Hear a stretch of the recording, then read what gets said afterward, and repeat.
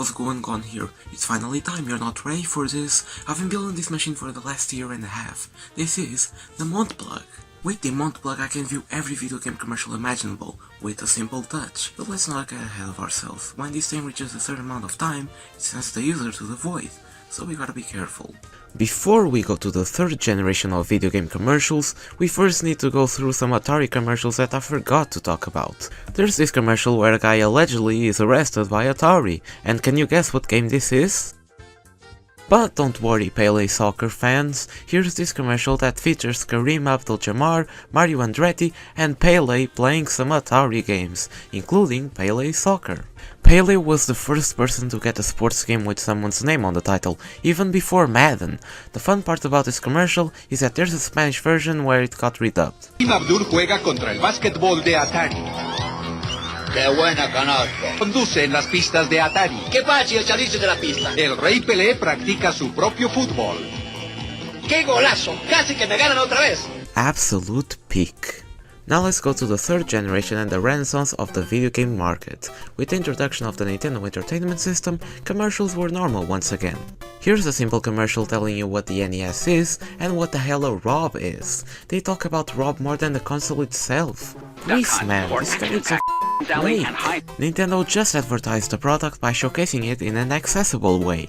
Accessible, I swear to Christ. An advertisement for the 1989 game, The Adventures of Bayou Billy. This one reminds me of the Atari era commercials. Here's some guy fighting a crocodile. Amazing. Games from the black box/silver box era received special ads where they had the same beginning. In the Metroid one, someone gets shot. The Legend of Zelda commercial, also known as Purgatory. Seriously, this is the first thing you see after death. It begins with some kid showing off his friend a Nintendo Power magazine, and the other kid says, "Whoa, nice graphic!" And then they start playing Zelda while rapping random nonsense. This is the epitome of Nintendo 80s commercials. The original Mike Tyson's Punch-Out commercial featuring, you guessed it, not Bill Clinton. Just a mere thought of Mike Tyson playing Punch-Out is weird, but now he decides to punch the screen, like, come on! I always forget about the NES Max controller existence, but here's a commercial of a kid playing with it. Top Gun for the NES. Painfully average game gets a commercial that's just that. It doesn't even have Tom Cruise, instead we have Com Cruise here. The Super Mario 3 commercial. This one is one of my favorites and also quite bizarre. A lot of people shouting for Mario, and then it's revealed that they're in the shape of Mario's face, while we hear an angelic Mario voice saying Mario. It's quite short, but I think it does the job pretty well. This was a celebration of the release of Mario 3. Everyone knew what Mario was at this point. You don't need to show gameplay. Here's a commercial of Star Wars for the NES. Darth Vader walks up to a house, dies. 3 movies for nothing? Here's an interesting commercial for Zelda 2 Adventure of Link, a fully live-action reimagining of the classic, and we don't even see Link's face. But the interesting part, at least for me, is that this same commercial was used in Portugal, but instead of Zelda 2, they advertised Zelda 1. I think Zelda 2 wasn't even out at the time, but it's odd. Now that we're talking about the Portuguese NES commercials, here's one for the Superset accessory that lets you play up to 4 players. I'm sure that this commercial released overseas, but finding rarities like this is cool. These were the only NES Portuguese commercials that I found. I focused more on the US and European commercials, but I think I need to mention at least one Japanese ad. This one is also pretty cool, he advertises the Famicom Top Loader, here's some Nintendo characters, and we also learned that Wario and Link are bros. That's odd, but moving on. A series of commercials for the Famicom Disk System. Not a big deal, it shows you the games available and a little animation at the end. They're kinda cute. Nintendo didn't advertise the Disk System a lot, but when they did, it always featured the mascot Discun. And you're probably thinking, I've seen this guy in Smash, and that's exactly what I said when I saw one of these ads for the first time. Let's move over to the cream of the crop, the absolute worst commercials from the NES era. Here's one which is just poorly marketing decisions, Robocop and Bad Dudes in the same ad. What is this? And the gameplay shown is not even that interesting, even from an 80s game. Alright, this one from the top loader is just terrible. It's so over the top and in your face, I hate it. Let's just throw everything until it sticks. This commercial is just that, and after watching this, I still don't know what the top loader is. Japan did a far better job than this. Now let's move over to Australia, let's see what they have there. We are Nintendo Ultimate TV Game System. Oh my god, this might be the worst looking commercial I've seen from Nintendo. And this is not even from a country like Indonesia. This is Australia. I mean, look at this, at least I'll give them credit because I can identify everyone in this ad.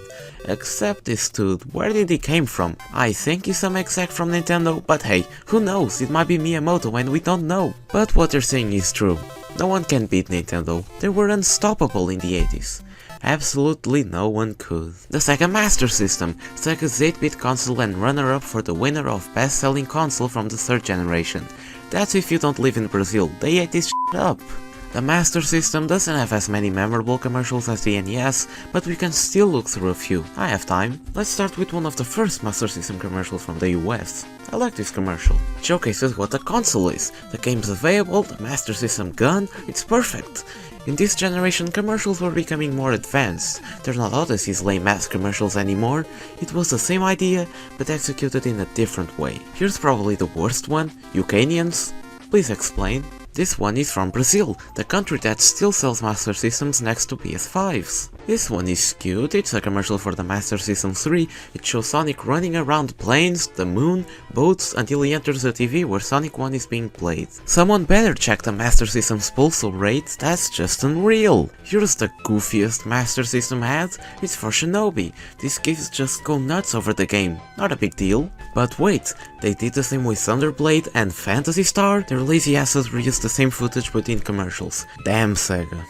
This one is from 1991, once again from the UK. The guy in the end does a moonwalk. I think I ran out of ideas. On the 3rd generation we definitely saw an improvement from the 2nd generation, but in the end, they were all the same. They can be crazy or just trying to sell a product, but in this generation we got memorable commercials that your average gamer can recognize. Everyone knows about the Zelda rap, everyone knows about the Rob commercial. This is pretty remarkable. And we didn't even talk about the 4th generation. That one is gonna be big and full of heavy hitters. But until then, the Mont Plug is gonna shut down. How's going on here? It's double season, and with that I decided to double myself and play Mario Kart Double Dash with myself. Holy sh**, now there's 2 of them? Mario Kart Double Dash, not Mario Kart Double Dash, Mario Kart Double Dash for the GameCube with the 2 exclamation marks. Mario Kart Super Circuit exists and everyone knew about it. It sold 5 million copies and at this point, the Nintendo GameCube had already launched in most countries, so a new Mario Kart game was inevitably coming soon. At E3 2001, we had a first look of the first fully 3D Mario Kart game, Mario Kart for the Nintendo GameCube. This trailer is so ominous. Where's the mushrooms? They used Super Smash Bros. Melee's models for Mario and Luigi instead of the new ones, which is kinda smart, and we still didn't have the 2 characters per card mechanic in this demo, which is insulting for a Double Dash fan like me. Are we in 1992 or what? We need something new. What if I want to play as Koopa Paratroop and Diddy Kong at the same time? Look no further to this new beta build. Now your wish can finally come true.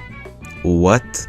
I love these character icons, they're so goofy. Bowser Jr. is literally sniffing the camera. Mario Kart Double Dash doesn't have much unused stuff, I couldn't find any forgotten items or discarded tracks, but it doesn't mean there's nothing.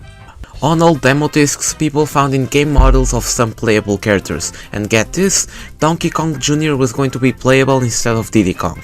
Now that's insane. Jr. was finally making a grand return to the franchise. Diddy Kong might not be in it, but he still has a shot on the next game.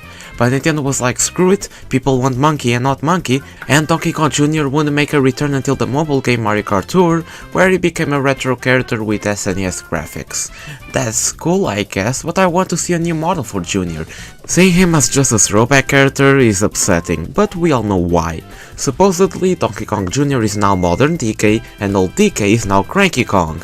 This theory has already been confirmed by Nintendo, so yeah. A new cup was also found in the files, the Reverse Cup, a cup where you played every track, but backwards. Now that's a neat idea. I always wanted a reverse mode on Mario Kart, not necessarily a cup, a mode would be fine, but a full-ass cup with every track in the game in reverse, that's awesome. Unfortunately, it was scrapped and we never got a reverse cup for the dismay of all 5 people in the world. Mario Kart Double Dash released in November 2003 around the world exclusively for the Nintendo GameCube.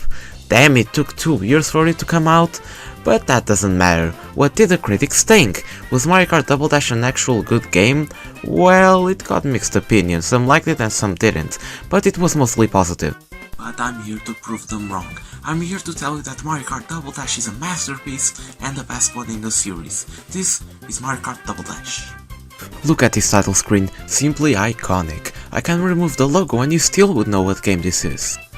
Mario Party 6. We'll be playing Grand Prix 150cc and here's our starting roster. Yes, you heard me right, starting roster, there's more. We have the necessities here: Mario, Luigi, DK, Birdo, Baby Luigi, and not Toad. Yes, there's no Toad. Thank God. And the gimmick of this game is 2 characters per card. What do you think the double stood for? And every character has its partner. DK and Diddy Kong, Wario and Waluigi, Bowser and Bowser Jr. And now we can choose our own card. This is a big deal. Playing with the same card for 3 games straight was getting boring. It's DK card time! We have 5 cups: Mushroom, Flower, Star and Special Cup, and eventually you unlock the All-Star Cup, which is every track compiled into 1 cup. It's fun, and as always I'll be giving my opinion on each track of the game, and we have some good ones here. The Mushroom Cup starts off with Luigi's Circuit. What more can I say? This one is by far the best starter course from the first 4 games. There's no other track like Luigi's Circuit. An amazing start for the game, not gonna lie. Peach Beach. It's alright, it has some cataquacks and 18+ stuff that shouldn't be on a Nintendo game, but that's it. Baby Park. My god, this track is amazing on Double Dash, it works so well! It's just 7 lap oval with Baby Mario energy, but it works so well with the special items in this game. Oh yeah, I forgot to mention that every character has its own special ability. Mario and Luigi have Fireball, Peach and Daisy have a heart where it deals damage to a close item, Yoshi and Birdo have an egg, Baby Mario and Baby Luigi have a Chain Chomp, Koopa Troopa and Paratroopa have triple green and red shells, Donkey Kong and Diddy Kong have giant banana peels, Bowser and Bowser Jr. have a big Bowser shell, Wario and Luigi have bombs, and the other 4 unlockable characters have a golden mushroom and the other has a random ability from any other character. Dry Desert stinks. Mario Kart 8 totally redeemed the track for me, but this iteration of the track, man, it fucks. The Flower Cup starts off with Mushroom Bridge, just the best bridge track of any racing game. It's a simple track when you get down to it, but it's a fun one at that. GCN Mario Circuit is one of my favorite Mario Circuit, for the simple reason that it's more Mario themed than the rest. And it's fun. Daisy Cruiser is one of my favorite courses of the entire franchise. I mean, we drive around a cruise ship, what you see is what you get. And this cup ends with Waluigi Stadium. Not a big fan. It's solid, better than Mario Circuit, but I think this track was more at home on the Wii than on the GameCube. The Star Cup starts off with Sherbet Land, an upgrade from the Nintendo 64 version. Awesome track, but underappreciated by the fans. Mushroom City is the ultimate city track from Double Dash, and also the only one. Fantastic track, it definitely needs more recognition. Yoshi Circuit is mediocre, okay? It's a creative idea, an entire track in the shape of Yoshi, and it actually works, but it has been overdone too much. Almost every game has Yoshi Circuit, and that's lame. But the cup ends with the best of the best, DK Mountain. Absolute chaos. DK Mountain takes us to the top of a volcano via a barrel, and we work our way down off the volcano to the finish line. One of my favorite tracks of all time. Now we end off the cups with, you guessed it, Special Cup. Wario Colosseum is my favorite Double Dash course, period. A 2-lap cage match featuring Wario? How can you top this? Dino Jungle is an amazingly creative track. There's dinosaurs everywhere and we go through a cave and stuff. Very good track. This might be my favorite Bowser Castle track. GCN Bowser Castle is extremely unique and it completely breaks the mold from previous Bowser Castles. There's no other like this one, not even 64s. But this game couldn't end in a better way. GCN Rainbow Road is the best Rainbow Road from the first half of games. It's perfect. I love this track so much. It can be a bit difficult with Double Dash's controls, but it pays off for one of the best things from the GameCube. And that's every track from Double Dash. However, we still have to unlock some stuff. By achieving certain requirements, you get cards and characters, and said characters are Toad, Toadette making her first debut in a Mario game, Petey Piranha and King Boo, just the best duo in the game. They're a pain to unlock. Unlocking every single thing in this game is a torture. How can anyone do it? Well, I did it, and it was definitely worth it. The final thing you unlock is the parade car from the ending cutscene. It doesn't have impressive stats, but an awesome collectible and shows everyone that yup, you're the guy. And that was Mario Kart Double Dash, the best Mario Kart Double Dash of all time. It definitely has some flaws, but man, this was a fun time. I can't even imagine playing with friends. You can connect 4 GameCubes via LAN play, and you can play Mario Kart Double Dash with 16 people. I never played it, not many people did, but it should be amazing. And then we have battle mode, but we don't talk about that. It's not because it's bad, it's because I don't have a second controller. And that's it for me. I unfortunately don't have a double, it was just a mirror, but it could knock on my door someday, like yesterday. Peggy 18. How's going on here? Them kids. That's why we're implementing a new rating system. It's perfect! Ah, the rating system. What would I do without you? Age rating in video games is an essential thing in our lives. Before considering buying a game, you first should check the age rating that game has. PEGI, ESRB, Zero, whatever. There's thousands of different rating systems.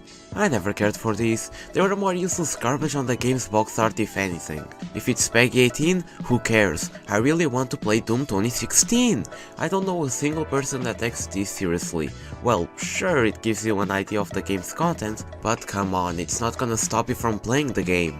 The rating system has existed since time itself. 1994! In 1992, Mortal Kombat released in arcades and later on home consoles. The SNES and the Sega Genesis versions were hyped before launch and that made many people buy them. And we know how Mortal Kombat is, an extremely gory and violent fighting game that shouldn't be played by little kids.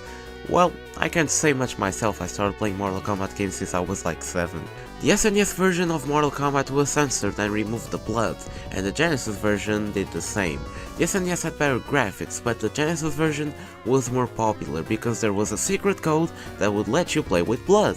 This did not suit parents, and Mortal Kombat was criticized by such. Around this time, Sega launched the Sega CD add-on for the Genesis, and Night Trap released at launch. It's an interactive game where you control the cameras of a house and try to get rid of kidnappers that want to kidnap some random girls. Pretty simple game and accessible to everyone, except it wasn't. Some scenes were alarming to some parents and the government, so they took it to court. On December 1993 and March 1994, we got 2 congressional hearings about violence in video games. Alongside Lethal Enforcer and Doom, Night Trap and Mortal Kombat were the most criticized games from this hearing. These were fun. You had Nintendo's representative Howard Lincoln completely demolishing Sega and bashing as Night Trap as a completely unheard of thing. And let me say that for the record, I want to state that Night Trap will never appear on a Nintendo system. They also criticized the blue gun from Lethal Enforcer and the SNES's Super Scope, which were questionable claims. We've seen worse. But hey, this made sense. I think video games were evolved without a proper rating system, and that's why the ESRB was created. The Entertainment Software Rating Board, also known as the ESRB, is the American rating system for games. It's similar to the MPAA for movies. We have 7 ratings. First off, we have early childhood. This one is rarely used. According to the ESRB, it doesn't even exist anymore. This one was regularly used on educational PC games, Sesame Street games, Rayman educational games, all that. E for Everyone is possibly the most common rating from the ESRB. We used to have Kids to Adults, but it then ceased to exist around 2003. E for Everyone is just that, games that are for everyone. Mario Kart, Pokémon, generally all licensed games have this one. E10 Plus released in 2005 with the launch of Donkey Kong Jungle Beat. Yep, we got this rating because of Donkey Kong. There is not much difference between E for Everyone and E10 Plus, but we have some games that fall in this category: Smash Bros, Sonic games, Ratchet & Clank, Breath of the Wild. T14 is getting rarer each day it passes: Fortnite, Shrek for the original Xbox, Sims, Super Smash Bros Brawl, Incredibles the game based on the Pixar movie. Mature is more violent games and games for an older audience: God of War, Dead Space, Resident Evil, Mortal Kombat, Doom, all that stuff. But then we have the scariest rating of them all, Adults Only, the most hardcore rating of all time. Only a few games have this rating and not many are sold. Well, that's because most of them are porn. Manhunt 2, Leisure Suit Larry, Lula 3D, and even Grand Theft Auto San Andreas. Yeah, originally GTA San Andreas was gonna be rated AO because there was some sexual content found on the game's files. But later on, with newer versions of the game, they removed it and the game got M rated. AO versions of the game are rare nowadays, but they're neat things to have. Not many physical games have that rating, so it must be a surprise walking to a store and finding that spanked at the game's box art. But the ESRB is not the only rating system. Let's move over to Europe, and we have the Pan-European Gaming Information, or PEGI for short, a more simpler rating system than the ESRB. We have PEGI 3, 7, 12, 16 and 18. And in Portugal, and Portugal only, we got the 4 and 6 rating, but they were retired in 2018. They're self-explanatory and better than the ESRB. However, we don't have nothing similar to the AO rating, we only go to the 18 rating, and almost every game has that one. And in Japan we have 0. It's similar to the ESRB, we have 5 ratings. A for all ages, B for 12 and above, C for 15 and above, D for more mature audiences, and Z is the absolute worst one. It's the equivalent to the AO rating from the ESRB. It's an interesting rating system, it works well. Better than the ESRB. We have tons of other rating systems that we could also take a look at, but I have a life so I'm not doing it. The rating system can be dumb sometimes. For example, Smash Bros, Melee and Brawl got a T rating. What? I get why Melee got a T rating, but Brawl, at the time of Brawl's release, we already got T10+. Why not use it? Then there's Shrek and Incredibles the game, where it got the same saying, and that's just ridiculous. Donkey Konga 2 got a T14 rating.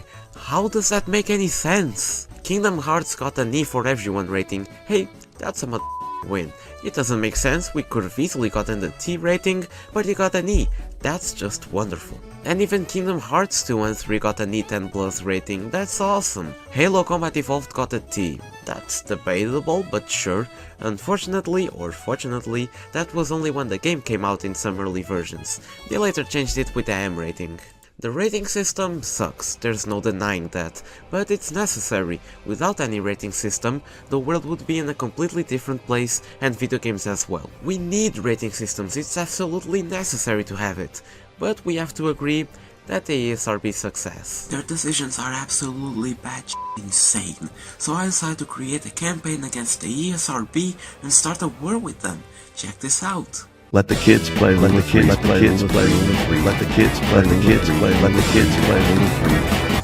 How's going on here? You might be asking, what am I planning to do this weekend? Watch the Super Bowl, of course. Even if I'm not American, nor I know much about American football.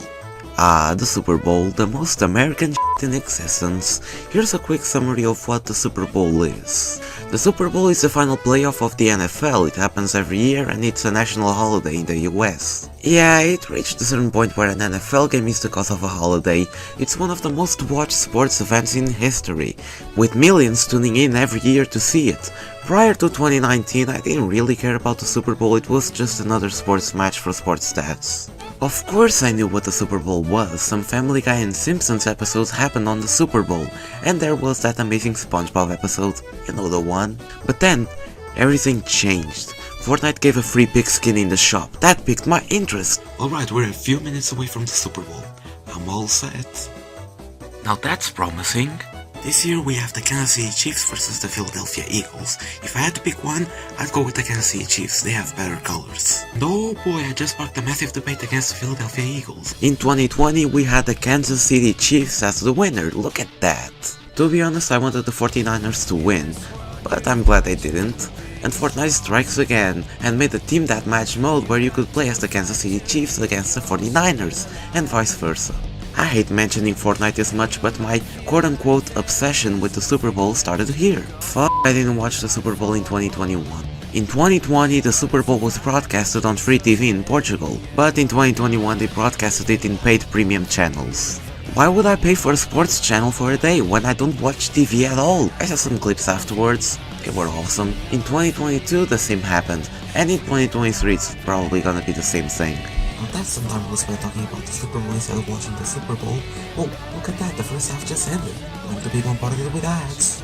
The best thing about the Super Bowl is the ads, there's no debating that, it's just a fact. The halftime show is just that, some celebrities perform on the field and some commercials are shown. But oh boy, I wouldn't submit an ad myself, broadcasting a commercial in the Super Bowl can cost millions of dollars, even the smallest ads can go around that number.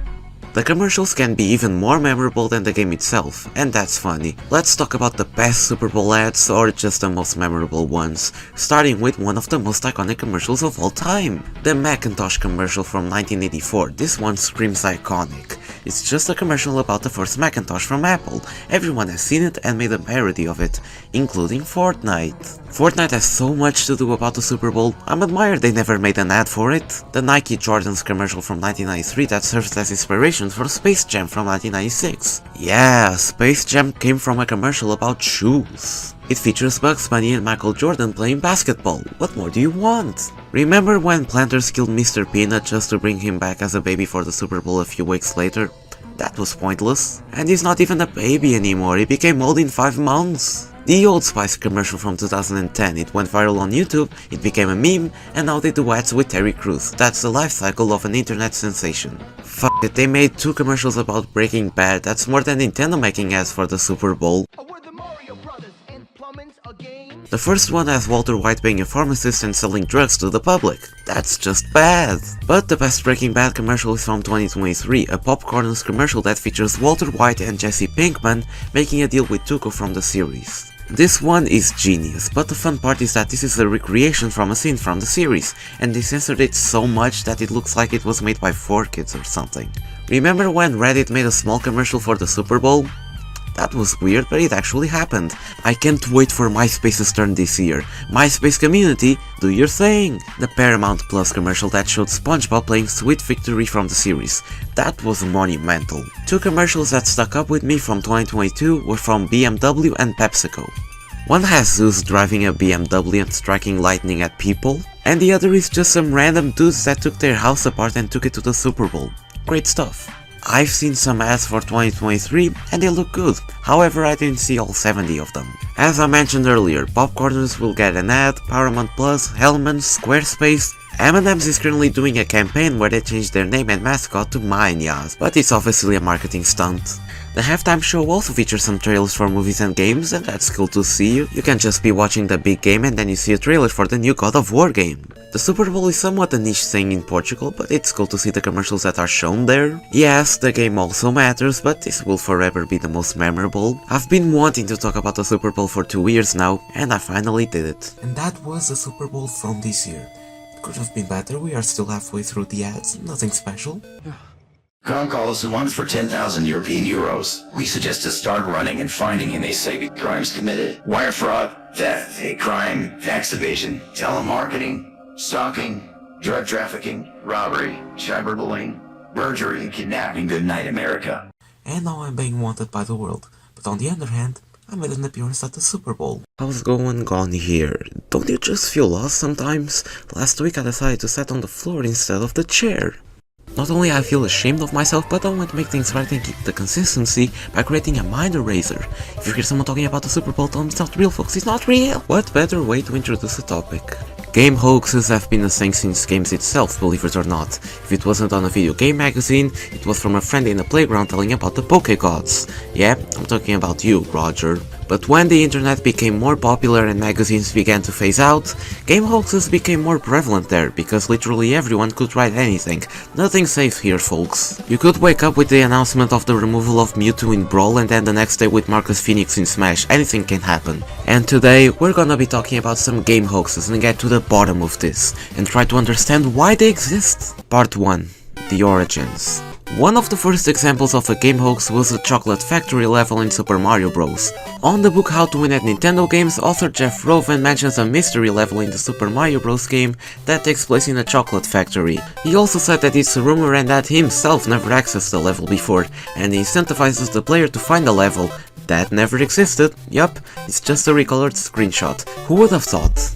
Did you know that you could actually shoot the dog in Duck Hunt? In some rare arcade versions of the game, the dog would jump alongside the birds and you could shoot him, but don't get all too excited, you psycho, he doesn't die! But some rumors say the opposite, that you could actually kill the dog in the NES version, and that's completely false. Just imagine the outrage Nintendo would be receiving. One of the most famous rumors is Error Macro. Ermac for short is a secret unlockable character in the arcade version of the original Mortal Kombat, but he actually isn't. If you look closely, it's just Scorpion with a glitched out color scheme, that's why he's red. but the devs actually followed up with the joke by adding him in Ultimate Mortal Kombat 3 in 1995, and he still makes regular appearances in the series to this day. Did you guys 100% Super Mario World? For everyone that said yes, did you guys get the laser suit? You know, the laser suit, just the best ability in the series that never made outside of this game. How do I know about this ability? It's because of some rando in the internet. A weird video appeared on YouTube in late 2006 of someone going to a top secret area in Super Mario World and getting the special ability, the laser suit. With it, you could get the abilities of Messiah himself, shoot lasers, and get the badass suit. Unfortunately, it was just a hack of the game and the suit never existed. Now this is one of my favorites, so bear with me. You guys know Nintendo, right? In 2005 they announced a new codename for their next console, and that codename was Revolution, something new that would change the gaming industry forever. So if this was a revolution, it wouldn't be just a regular console with a regular controller, it would be something else, unheard of. This is not what I had in mind, but good job Nintendo, you managed to make a sequel for the Virtual Boy. This is the Nintendo On, a brand new console from Nintendo. We play via a VR visor and it snaps into place in the brain, the main console. It's kinda similar to the Nintendo Switch and how it snaps into the dock. But that's not all, it has all our favorite games, Metroid, Zelda, Mario, and it has the power to process 512 million Princess Castles. The N64 must be pissing itself in the dick. Imagine if this thing actually released. This video was made by Pablo Belmont in 2005. Very impressive indeed. Not everyone had a supercomputer to create something like this, but he did something that almost reaches the level of a Nintendo production. Great job! Many people believed in this, but unfortunately that moment of popularity only dured for a few hours since the E3 happened the same day and the Wii was officially unveiled. And I gotta admit, I think the Wii doesn't have that much power to renderize millions of Peach's castles. And the video cuts off in a weird spot, so it raises some eyebrows. But the reason for that was because Pablo's data got corrupted and he had to release the unfinished video because of time constraints. But it would include WarioWare and Metal Gear Solid gameplay. Cool. Here's a silly looking video from 2008 that you've probably already seen it. It showcases the PS4, Xbox 712, the Wii Phone, the iBox, the Game Boy Omega and all that stuff. This video has been appearing in people's YouTube recommendations for years now, and I don't know why. The Xbox 720 is so goofy looking, where are you gonna put this? The iBox? Why? The PS4? What the f— By far the best one is the Wii Phone, it's a phone and also a Wii. What's better than that? The only correct one here is the PS4 and it's not a coincidence that it's the most boring one. Come on, you could have gotten the Game Boy Omega. Ah, but we can't forget my favorite one, the Nintendo DS Closed and the Nintendo DS Open. Jokes aside, all of these look AI generated, primarily the Another PS4 and the 720 controller. These don't look human. Did you know that Bigfoot is in GTA San Andreas? Well, there's nothing in the game's code that hints such thing exists. Lara Croft, everyone knows who she is, and the Tomb Raider series as well. Let's talk about the nude code, because when am I gonna talk about Tomb Raider?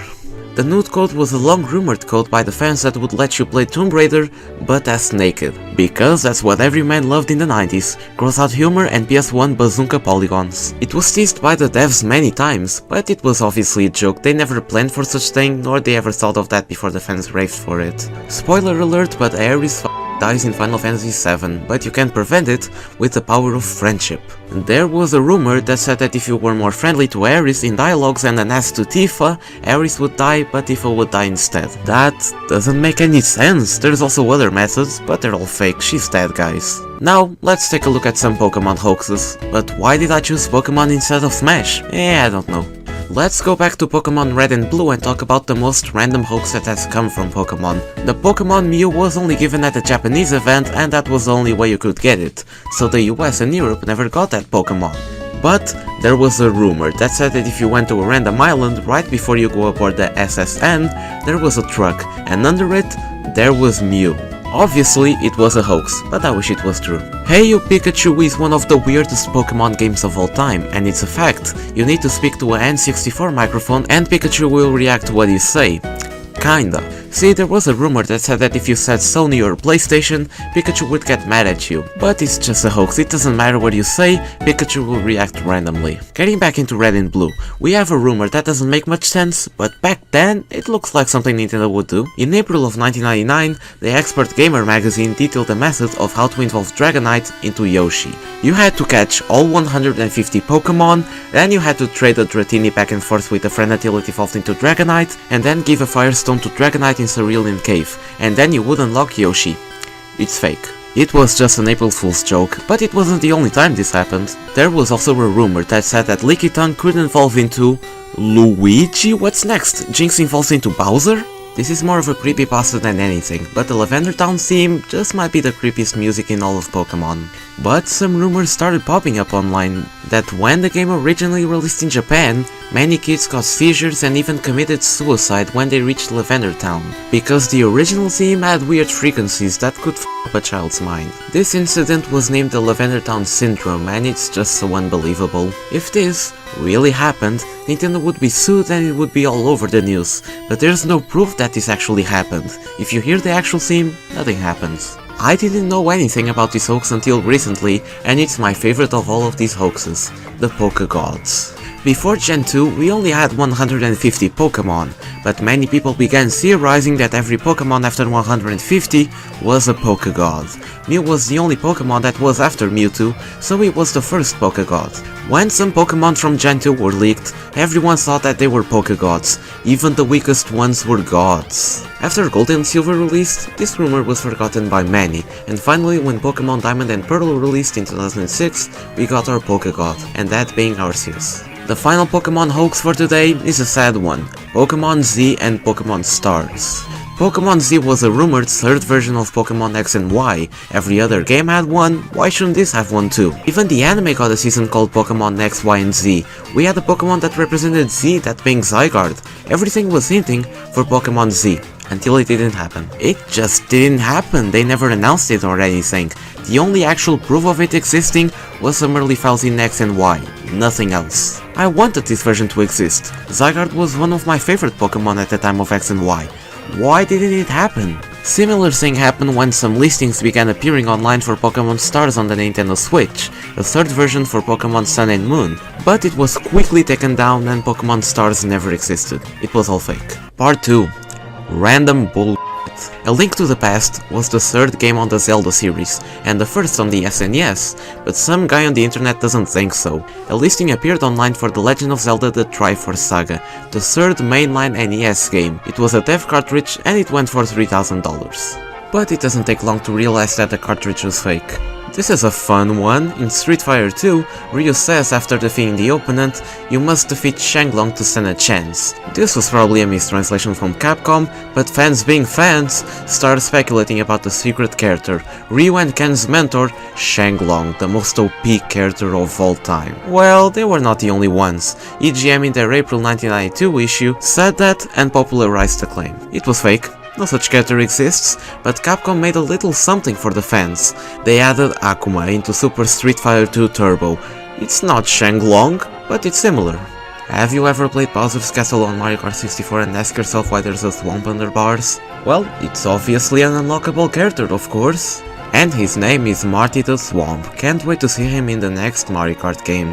In 2000, an image of a new GBA game appeared at IGN's website, an image that shows a purple Yoshi running in a third-person view. No one knows where this image came from, there's no other game like this one. It could have been just a tech demo for the GBA similar to Super Mario 128, but not even that we can confirm. I wouldn't say it's a hoax, but a weird case of a game that quote-unquote never existed. Kakarot is one of the goofiest things that has ever come up from these hoaxes, a lost educational Genesis game about a crocodile called Kakarot. We have almost nothing about Kakarot, only a 2-second audio and the supposed box art of the game, but looking closely to this, it's most definitely a hoax, but we can't confirm for sure. Stop and Swap is the biggest mystery in the Banjo-Kazooie games. No one can solve this thing and it's still to this day unsolved. A video was uploaded into YouTube in 2006 of the supposed way to solve Stop and Swap. But it was again not true. I'm surprised that it's not a screamer or anything, just a video tutorial of how to do the thing. The method here doesn't work and the video received so much backlash that the original uploader deleted it, just to re-upload it again in 2020. Now, let's talk about Smash Bros. I mean, why not? Smash is the expert in this kind of stuff. Let's start from the beginning. Super Smash Bros. For the Nintendo 64. This game had a whopping 12 characters. It's not much, but for the first game in the N64, not bad. But more were planned. Mewtwo, King Dedede, Bowser, Pit, and even Sigurd were planned for 64. Some said.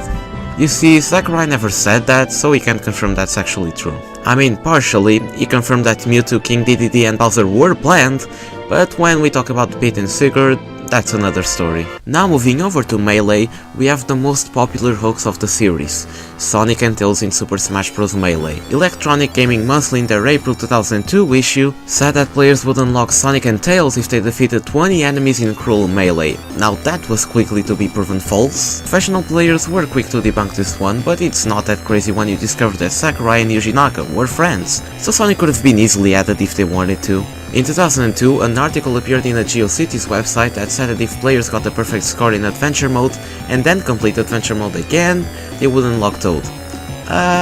No. Who would want Toad in Smash? Like seriously, do you actually like Toad? Now there was the James Bond rumor. That will never happen. Smash is a celebration of game characters.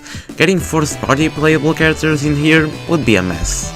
Many people want Gino for Smash. I don't know why, until it happens people just won't shut up. And this guy too. This video appeared online in the late 2000s of a guy playing as Gino in Super Smash Bros. Brawl. The model looks odd, but hey, it looks fine. This video was actually lost for some time, only recently it resurfaced again. This is a piece of Brawl history here. In 2012, an image appeared for Super Smash Bros. Universe, the first game in the Smash series for the Wii U. This was proven false. Sakurai said that the development for the next game would only begin after Kid Icarus Uprising. But we can all agree that this name is better than Super Smash Bros. For the Wii U. What kind of name is that? The best thing that has ever happened to the Smash Hoax community was the Rayman leak. There, I said it. A video was posted online of a supposed leak that Rayman would be added to Smash Wii U and 3DS. The render looks legit and the audio as well. A plausible leak overall. But it was proven false. The creator Artsy Omni was just promoting his series Smashify, and I can't get mad by this. But with every Rayman leak, there's a Grinch leak. The Smash community started a civil war because of this leak. Some photos were posted into Snapchat by some French guy that was really mad at Nintendo, so he leaked everything. Every character from Ultimate was leaked. Ken, Banjo, Shadow, Mac Rider, Chorus Kids, no one was safe. And this was given the name the Grinch leak because of a cardboard cutout of Grinch in the photos. It's poor quality, so it's hard to make out what characters are here. Around the same time, a leak appeared saying that only Ken and Incineroar would be the last characters added to the base game and more would come in DLC form, and that's what started the war. After late November 2018, when Nintendo released this trailer, yeah, the Grinch leak got buried underground. It was baloney. I have so many good memories from Smash fake leaks. So many 4chan leaks appeared during the Fater Pass that I can't even mention every single one. There was one that guessed every character until Sephiroth and said that Doomguy and Rayman would be added. That never happened. There was one hours before the June 2021 Direct and said that Master Chief would be added. That never happened. And there was one leak that said that Nintendo asked permission from Disney to use Kingdom Hearts songs in Smash, and the leaker said that Sora would be the last character. That actually happened. Part 3. Mario and random bullshit. Luigi in Super Mario 64 might be one of the most annoying hoaxes of our times. It proves that a human being can't face the truth. Basically, in Mario 64, when you get to the courtyard, there's a statue with random lettering on it, but some people believe that it said L is real 2401. It means that Luigi is real and you would need to collect 2401 coins to unlock him. You see, every Mario game before 64 had Luigi, so him being cut out of this one is odd. But on the other hand, Miyamoto said that Luigi was planned for 64, but it never made to the final version. Huh.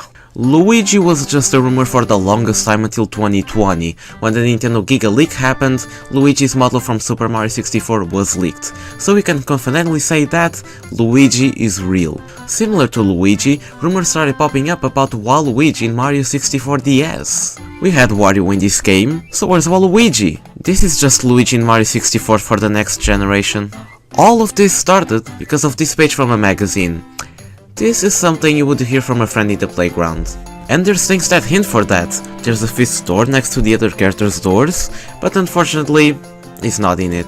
Wario in Super Mario 64 is the kind of thing that was created just to scare little kids, and it's just because of a fucking iceberg. People use this image when they talk about Wario in Mario 64, but it's just from a showing from E3 1996. Super Mario Galaxy on a handheld? This trailer was posted online for a game called Super Mario Galaxy DS. You had to collect all 120 stars with Mario and 121 stars with Luigi, and then you could play Mario Galaxy on the go. That's unbelievable! And when you get a star on the DS version, you get 10 Wii points. This trailer looks fantastic. For 2007, this is surreal. I miss when fan-made trailers were like this. Yeah, this trailer was once again made by the one and only Pablo Belmont. He made it for a class project, you had to make a viral video, and he made this before Mario Galaxy released, and we only got a few trailers. He recreated all of this from scratch. That's mind-blowing. In the end, he only got a B+, which is unfair. Oh well. Now Pablo works on the gaming industry, and he continued making fakes after this. Majora's Mask 3D is an example, that after that became an actual game. Oh god. Scrupulous Finger is a supposed cut character from New Super Mario Bros. It all started because of a Twitter account posted an image of this thing saying, "It's real guys." But it's nothing more than a hoax, and thank god. Totaka Song is a simple song composed by Kazuki Totaka, and he has worked on many Nintendo games, and he somehow inserts Totaka Song on the games he works on. Luigi's Mansion, Mario Kart 8 and Animal Crossing are some examples where Totaka Song is in. But there's some games that Kazuki Totaka has worked on that Totaka Song is yet to be discovered. Super Mario Odyssey and Smash Ultimate are some games that he's worked on, but the song is yet to be discovered. But the most interesting claim that people make is that the ball hitting the tennis racket in Wii Sports is Totaka Song. When you speed up slightly, it's a high-pitched Totaka Song, but we can't confirm that.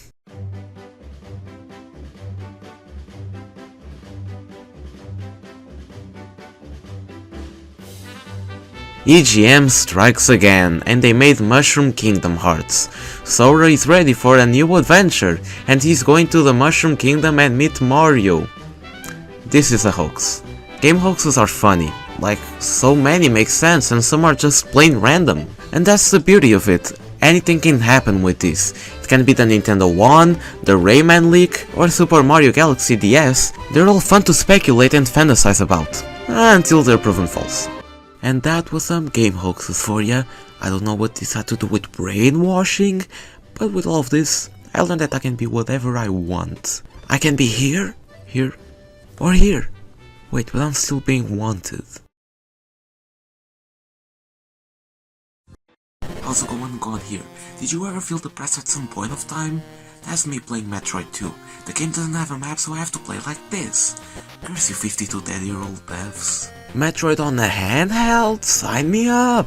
Metroid isn't as big as Mario or Zelda, but man, 2.84 million copies sold is a lot. This was huge for 1986, so a sequel was inevitable. Metroid 2 Return of Samus launched in late 1991 for the Game Boy. It was made by Nintendo RNT1 and Intelligent Systems once again, and oh man, this is what I call a sequel, by far one of the best games on the Game Boy.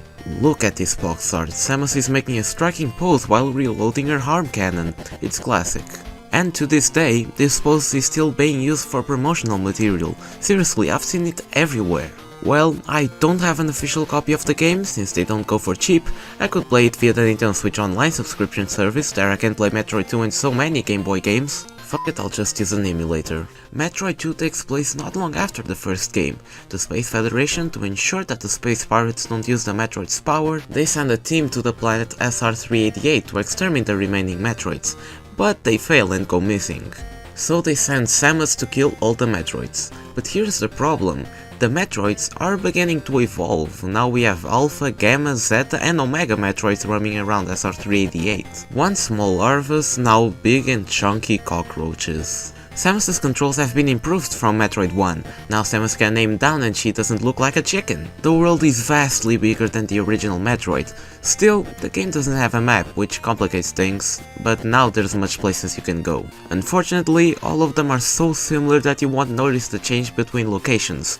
Maybe you'll notice the background music, nothing else. Now for the items: energy tanks, missile tanks, morph ball, bomb, ice beam, high jump boots, wave beam, Varisuit and my beloved screw attack returned from Metroid 1. Rest in peace, Long Beam, you were kind of useful in Metroid 1, but it was the right move to have an already Long Beam in the beginning of the game. And now we have the Spider Ball. With the Morph Ball, it lets you cling into walls and crawl them with this form. Pretty good upgrade. But when you get the high jump boots and the screw attack, it becomes practically useless, but I used it until the end, because oh my god, the high jump in this game is garbage. It just stops working for some reason. It doesn't have a limit or anything, the game just says that's enough and you fall into oblivion. The Spring Ball is an essential upgrade in Metroid games. It just feels right. This upgrade lets you jump with the Morph Ball and traverse through little tubes. There's no need for the bombs anymore. It's perfect. And we also have our fair share of new beams in Metroid 2. The Spacer Beam, my god, this beam is amazing. My entire playthrough was using this thing until the game forced me to use the Ice Beam, but we'll get into that later. The Spacer Beam lets you shoot 3 lasers in the same time. Pretty cool. The Plasma Beam is, to be honest, one of my least favorite beams, but it's interesting how it works. It shoots a single powerful laser beam. It's just one, but it packs some good energy. Now we also have research stations for energy and missiles. These are a lifesaver. If you play this game, never miss out on these. Your mission in this game is to kill all living Metroids on planet SR388. Every single one. There's precisely 47 Metroids you have to kill. They are the only bosses in this game, there's no Ridley or Great here. Well, at least in the Game Boy original. They range from easy to hard to beat, like some can get intense. Beta Metroids are easy to beat, just shoot a few missiles below them and they're gone. Gamma Metroids are also nothing special, just shoot missiles and they die. Zeta Metroids are infernal, I hate them so much. They're constantly moving, shooting fireballs and you need to shoot them on their heads. And it takes some missiles to kill them, and the worst aspect of them all is that you don't know what they're doing next. They see what you're doing and if you're going to one side they follow you in less than a second. Like, give me a break. Omega Metroids are the same as Zeta Metroids, however, they are easier to kill since they're bigger and don't move much. Still, you need like 50 missiles to kill them. Before the final Metroid, you encounter an egg and the counter changes from 2 to 9, and then you start panicking and find out that you need to use the Ice Beam and get rid of the Spacer. The other 8 Metroids were just regular Metroid larvae, so to kill them you need to shoot 1 Ice Beam and 5 missiles, same as the original. But then you encounter Queen Metroid, the final boss of this game. This was a step up from Metroid 1, we got from a brain that does absolutely nothing to an actual intimidating boss. And she's not easy to beat, she's always moving and shooting stuff at you, but when she opens her mouth, just start spamming missiles. There's also a way to enter her mouth while in the Morph Ball, but I never tried that. You beat Queen Metroid, you find the egg and the baby Metroid hatches from it, and then both Samus and the baby Metroid run away to the gunship and ta-da! You just beat Metroid 2 Return of Samus. Metroid 2 Return of Samus is surprisingly a very good game, better than the first one. I had no expectations for this game, but it surprised me and it's one of my favorite Game Boy games of all time. Well, it would be my favorite if Pokémon Red and Blue didn't exist, but whatever, that's a story for another day. But this wasn't the only time that we got Metroid 2. We first got AM2R, a remake of Metroid 2 made by the fans, and it looks astonishing. It's a couple of years old and it doesn't receive updates anymore since Nintendo was trying to sue the creators. But it looks phenomenal, the GBA graphics fit so well. And we also got the official Metroid 2 remake, Metroid Samus Returns for the Nintendo 3DS. It released in 2017 and it was made by Mercury's team, the same guys who made Metroid Dread. And it shows, the two games have so many similar elements, but that's also a game that I have to play and talk about it in the future, so wait for that. I like Metroid 2 for the Game Boy so much that I went to Piss World. How's it going? Gone here. I have a confession to make. I evade taxes. Yeah, not only collecting video games is my hobby, but evading taxes as well, and when the two come together... You know what? I'll stick with Vape Escape 2 instead. When you don't have money and want some video games, just save money and don't buy anything. Budget re-releases. They're the worst nightmare for a collector that starves consistency. Budget re-releases are basically when a company like Nintendo decides to re-release some of the hottest games of the current console for cheaper prices. And why do people hate it? When I put the game on the shelf, the only thing I see is the spine, and when I see a line of games from the same console with the same spine, it's marvelous. It's a truly satisfying sight to see. The fact that the PS3 games look the same is... whoa. Yeah, some consoles like the PS3 decide to switch spines mid-gen, and that's not cool. And some logos are used instead of regular text. Why is that? And then there's the budget re-releases. Player's Choice, Platinum Hits, Nintendo Selects, whatever, they're all the same. $20 game with a glorified border around the box art and most importantly, an altered spine. It could have been worse. I've seen so many people complain about this, and they have a point, but these things never really bothered me. Spines that change mid-gen? Yeah, these are disgusting and shouldn't exist, but Player's Choice? Not that bad.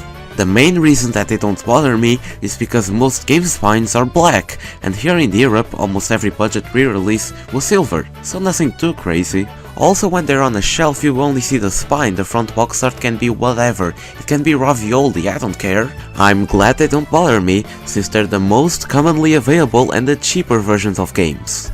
Except that one time where I ordered the Player's Choice version of Super Smash Bros. Melee for €35, and when it arrived, I got the regular version.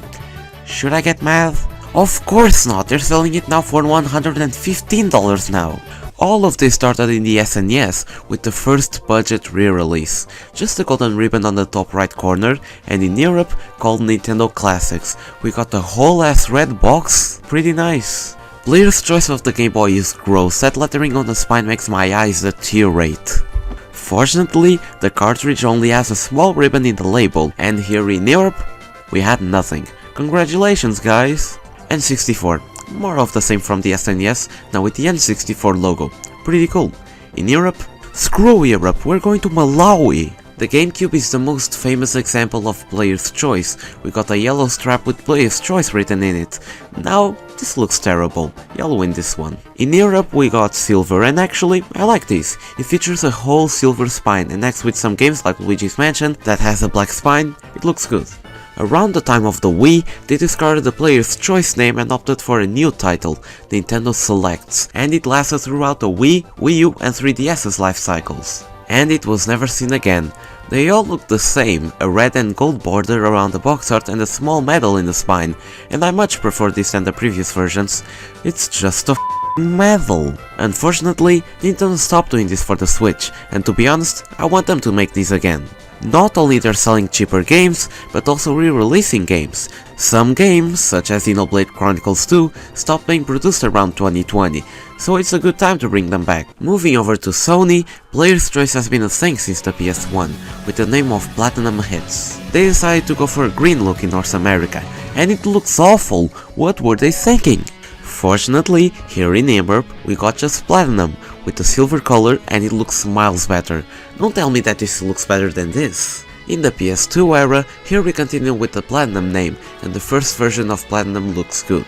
I'm not a fan of the spine, but it looks fine in the front. Now the second revision? Oh god, these are terrible. This logo is terrible, and what the f is this texture?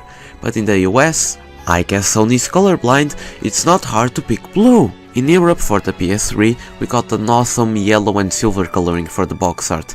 These are so good, and nostalgic too. Later on they switched for the essential branding, and overall, it's better and practical. It's just a red line with text, nothing too fancy. It's simple, but it gets the job done. And they did the same for the PS4, with the name PlayStation Hits, and these are the definitive budget re-release template. Xbox also had their budget re-releases for the Xbox and Xbox 360, Platinum Hits. These are similar to the PS2's Platinum, but with an European N64 texture that I'm not a fan of. The Xbox 360 revision started off as bad, but later on they fixed it and it looks good. Budget re-releases suck, and we all know that. but they're necessary. So many people don't have money to buy new games, so waiting for a budget re-release is definitely the right thing to do. And then there's the collectors, they just don't buy this stuff. But can you blame them? You can build a fortress out of this. How's going on here? I take every day of the month way too seriously, and today happens to be Mortal Kombat Shaolin Monk's Day, my comfort game. Alright then, this is my discomfort game. Tekken 1 revolutionized gaming. Saying this game was a success would be a massive understatement. This was the first PlayStation game to sell 1 million copies, and was considered by many as the best fighting game of all time. Not too shabby for the first game in the series, Namco really made a great job with this game, so they took advantage of that by releasing a sequel in arcade only 11 months after the release of the first game in arcades. Tekken 2 was released in August of 1995 in arcades and 7 months after for the PS1. The difference in quality from the first game is massive and way more noticeable than you might think. Just look at Kuma, the difference is night and day. The cinematics look way better than Tekken 1's choppy looking ones, the environment is way more realistic, and the character models look less blocky. Tekken 2 is no doubt one of my favorite fighting games of all time. They don't call this a $10,000 worth game for nothing. It's unbelievable how this gave birth to this. Something's wrong here. But before I talk about Tekken 2, take a look at this. This box art makes me scream. It's big Heihachi in the sky, how could this possibly be bad?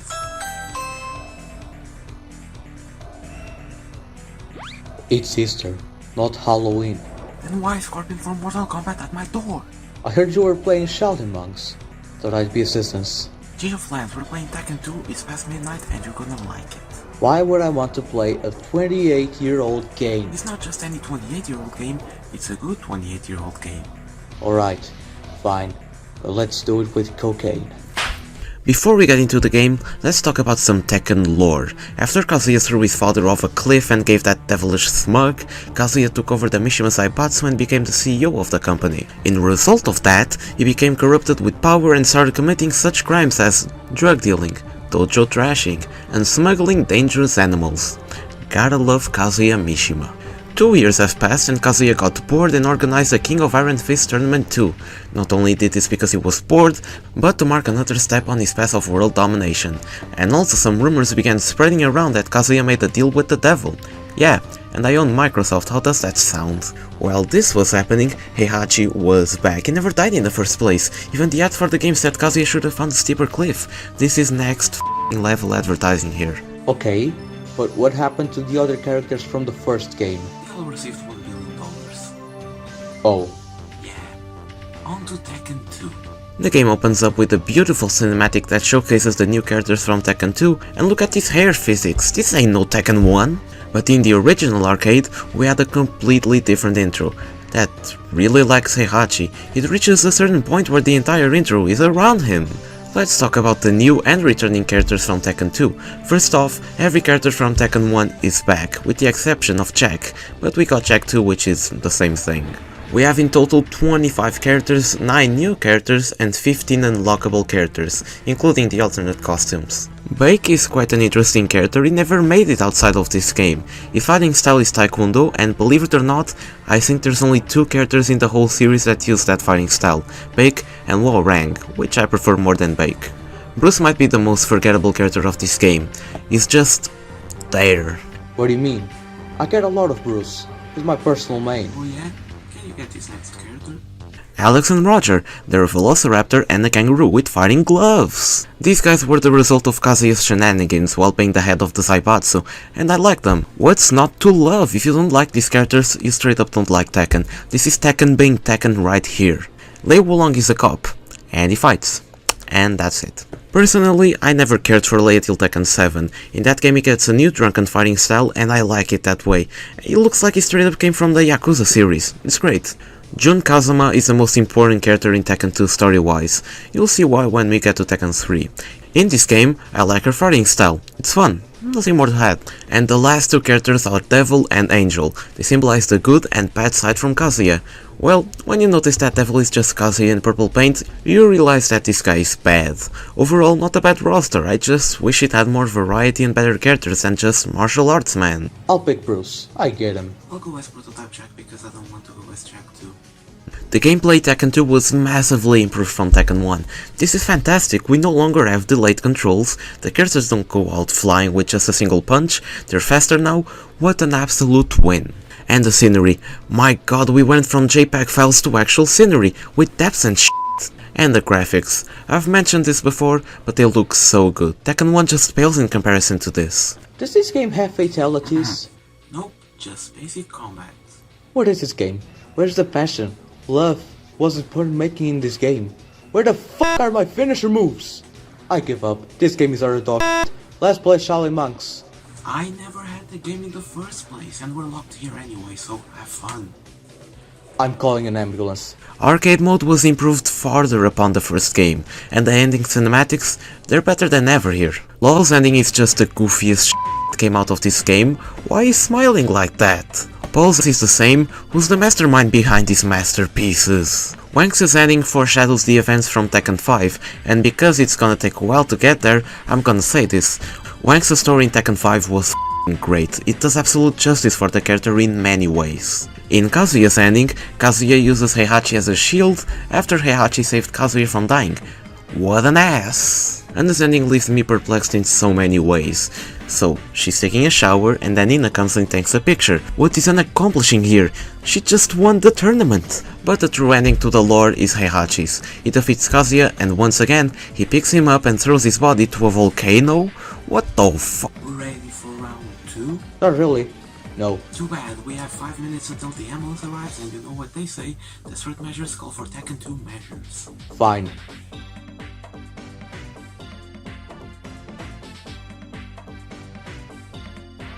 It's so old! Oh, I don't. Huh. I've never felt good in years. Is it because you won? Nah, I had kidney cancer till 2 minutes ago. You know what I like about this game? The trees. The trees? What the fuck? What about the grass? Have you ever touched grass before? Nah, I'm more of a dirt person myself. And I just won. I kidnapped you once. Aren't you auto-destruct? Like this. Well, I guess it was a tie. Seems fair. That game was old. Old but gold. Damn, the ambulance is here. Gonna head out. Tekken 2 is an amazing game and I hope this explanation proves how much I love this game. Now, if you excuse me, why do I have toilet paper in my head? I just messed up with the Mafia in May. Holy shit, it's May? How's it going on here and welcome to the month of May. Now I use a hat now to hide my fears. And also my priorities, but that's besides the point. It's the next step to the future, some say. But Nintendo is still making Amiibos? What's that about? Yes! Swan! Hey, little Bromeo. It does, Nintendo. Really? Amiibo, there's a slight chance you own one, but you never bother to open it. These little plastic figurines are the source of joy for many Nintendo fans since 2014, and it's mind-boggling how they're still being made. We need a little context first. Skylanders Spyro's Adventure released in 2011 to the masses, and it was a massive success. I had this game for the PlayStation 3 and oh boy, it was something else. The game's gimmick is that you can transport the toys that came with the game into the actual game, via an NFC chip that would connect to this portal. It was something out of this world, like Checkers, but it wouldn't take long until other companies would start making their cheap knockoffs. Disney Infinity, LEGO Dimensions, and of course, Amiibo. But even before Nintendo tried with Amiibo, they did some garbage toys for Pokémon Rumble U you would find at GameStop for $1.99. They were nothing special, they were the size of a slice of bread, and they were from a game that nobody played. But everything changed. During E3 2014, Amiibo was officially announced to the public, and it also came with the announcement that Super Smash Bros. For Wii U would be among the first games to provide Amiibo support. This was a big deal. Nintendo, one of the big three, joining this new trend. What could possibly go wrong? Nothing. Absolutely nothing wrong happened. Super Smash Bros. For Wii U and 3DS released in November 2014, and alongside it, Wave 1 of Amiibo. and that includes Mario, Peach, Yoshi, DK, Link, Fox, Samus, Wii Trainer, Villager, Pikachu, Kirby and Mars. For the longest time Smash 3DS didn't even have Amiibo support, but later they got it with later updates. Wave 1 wasn't bad, but definitely some key characters were missing. Wave 2 released 1 month later and it included Zelda, Diddy Kong, Luigi, Little Mac, Pit and Captain Falcon. Now this was a good wave. Luigi and Captain Falcon in the same wave, it's like a dream come true. Wave 3 released February 2014 and it had Rosalina and Luma, Lucario, Bowser, Toon Link, Meta Knight, Ike, Sheik, Shulk, Sonic, Mega Man and King Dedede. With this wave, store exclusives were introduced unfortunately. Well, good to be Portuguese because we don't have Target nor GameStop. Why do you need that when we have? Wave 4 released in March with Robin, Lucina, Wario, Charizard, Ness, Pac-Man, Greninja and Jigglypuff. This wave still had exclusives. I can live with that.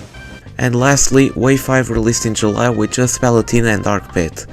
Pretty lame lineup. I'm not gonna detail every single wave of Amiibo because, well, I don't have to. There's over 20 waves of Smash Bros alone, and it's still going up. We got all characters from Smash Wii U and Ultimate, we got Mario, Animal Crossing, Zelda, Metroid, Splatoon and so much more. Let's talk about the Super Smash Bros series of Amiibo. This is by far my favorite and the most popular among buyers and gamers alike. Get this, it's a series where any video game character gets a detailed figurine including Solid Snake, Pac-Man and Kazuya. Who would pass on that? When you scan the Amiibo, you get a personal CPU that you need to train, and after 30 levels it literally turns into a better clone of you. These Amiibo have various functionalities with other games, such as Mario Kart 8. When you scan for example a Kirby Amiibo, you get a Kirby Mii costume. Based on my current collection, I'm really into the Smash series. Yeah, it's kind of small now, but these things get really expensive. There's some people asking for 3,000. What the hell? Yeah, the Amiibo market is a territory of its own, and it's for the best we don't even mention it ever again. Now, let's talk about Sephiroth. No. I maintained the Sephiroth Amiibo sealed because it was so hard to get it when it released in January 2023. It was sold out everywhere. The only place available was the My Nintendo store and I bought it there. And not for long it sold out there too. And now they're selling it for 50? Get the hell out of here! So yeah, if I get the second Sephiroth Amiibo, which is pretty unlikely, this will stay in the box for as much time as I want. The Mario series of Amiibo is nothing special, it's just Amiibo of Mario characters, pretty basic when you get down to it. They look good, but the Smash series is my main concern. The Waluigi one looks fantastic though. It's a shame it's so expensive, but none are so expensive as the rare Gold Mario, a recolor of the regular Mario Amiibo in gold. They also made one with silver and supposedly a bronze one, but we don't know much about this one. Animal Crossing Amiibos suck, the game sucked and the toys as well, don't even bother with this, just don't. Metroid Amiibo. Oh, Metroid Amiibo. The first Amiibos from the official Metroid series of Amiibo were these two Amiibos from Metroid Samus Returns, one with Samus doing her pose from the box art and the Metroid. The texture in the Metroid one is so good and satisfying that caused the crash of Amiibo market of 2017. Also there's these two Amiibos from Metroid Dread. They're pretty cool, especially the Emi one. It's so unique from what we've seen from Amiibo, also they're everywhere. I swear stores thought the same would happen with the Samus Return ones, but the exact opposite happened. Gotta love Amiibo fans and their shenanigans. The Zelda Amiibos are neat, Toy Link everyone? Nah, but the best kind of Amiibo is the 8-bit renditions of Link and Mario. These are amazing, the fact that we can see 8-bit Link's front face and 8-bit Mario's back is certainly interesting. Many Amiibos were for different series, but these ones are weird. Shovel Knight Amiibo. Yup, they're a thing. They weren't made by Nintendo in-house, so that makes them unique. I don't know much about Shovel Knight, so a Plague Knight doesn't mean anything to me. They also made a gold Shovel Knight. Now this is something to make your wallets crumble. If you bought the Mega Man Legacy Collection Collector's Edition, you got the gold Mega Man Amiibo.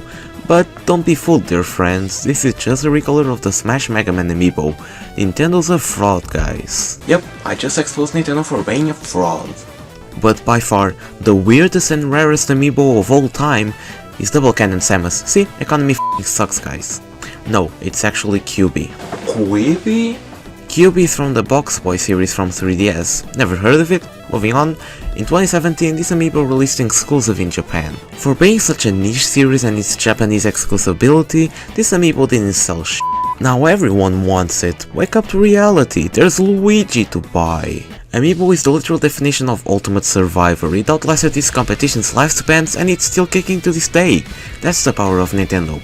For better or for worse. Last month I bought this Mars Amiibo and I swear guys I have $50,000 in my hand right now. Because as you can see, there's a tiny scratch on it.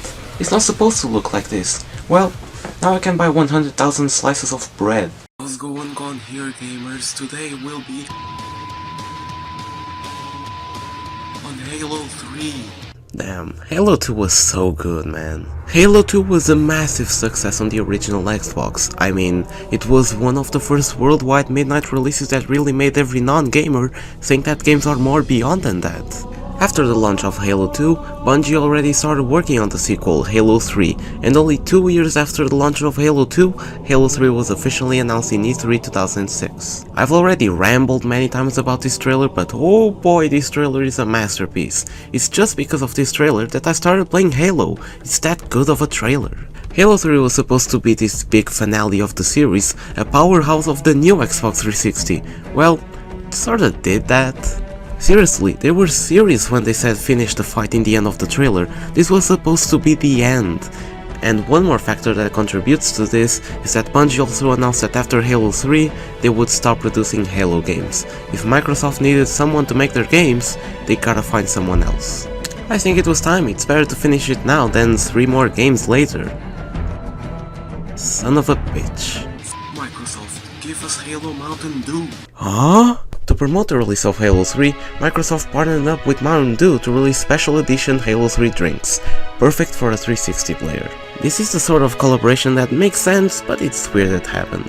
Halo 3 released September 2007 for the Xbox 360 and PC, and do I even have to say more? The game was a critical hit, it sold tons of copies and is considered by so many people as the best Halo game, and not only that, some even say that it's the best game of all time. Is that true? Well, there's only one way to find out. I feel like I'll never get tired of this theme.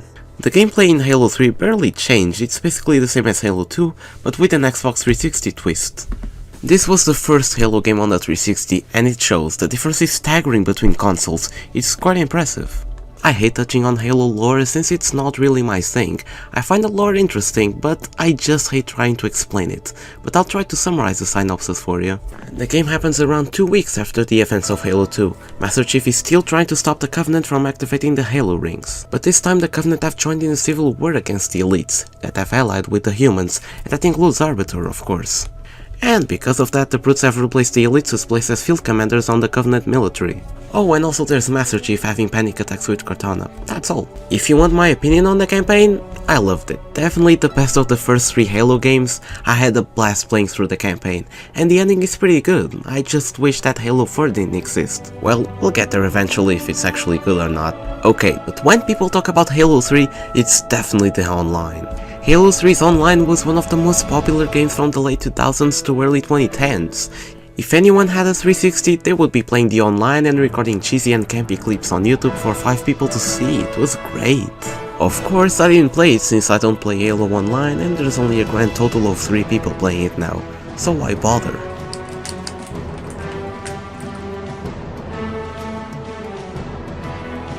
Xbox Live can go to Halo 3's online was obviously one of its kind. It was the first modern multiplayer game and there won't be any game like it. And to answer all the questions about Halo 3 being the best game of all time, it might be. Depends on the person. If you think it's the best game of all time, then it is the best game of all time. But in my opinion, I think it's a pretty good game, probably within my top 15 games of all time, but I don't think it's the best. Anyways, play Halo 3, it might just save your life. Halo 3? More like 3. Sorry for this, but someone called me a pee-pee-poo-poo on Xbox Live. How's it going on here? Another day, another disappointment. It's been 365 days since the last Summer Game Fest 2022. I need therapy.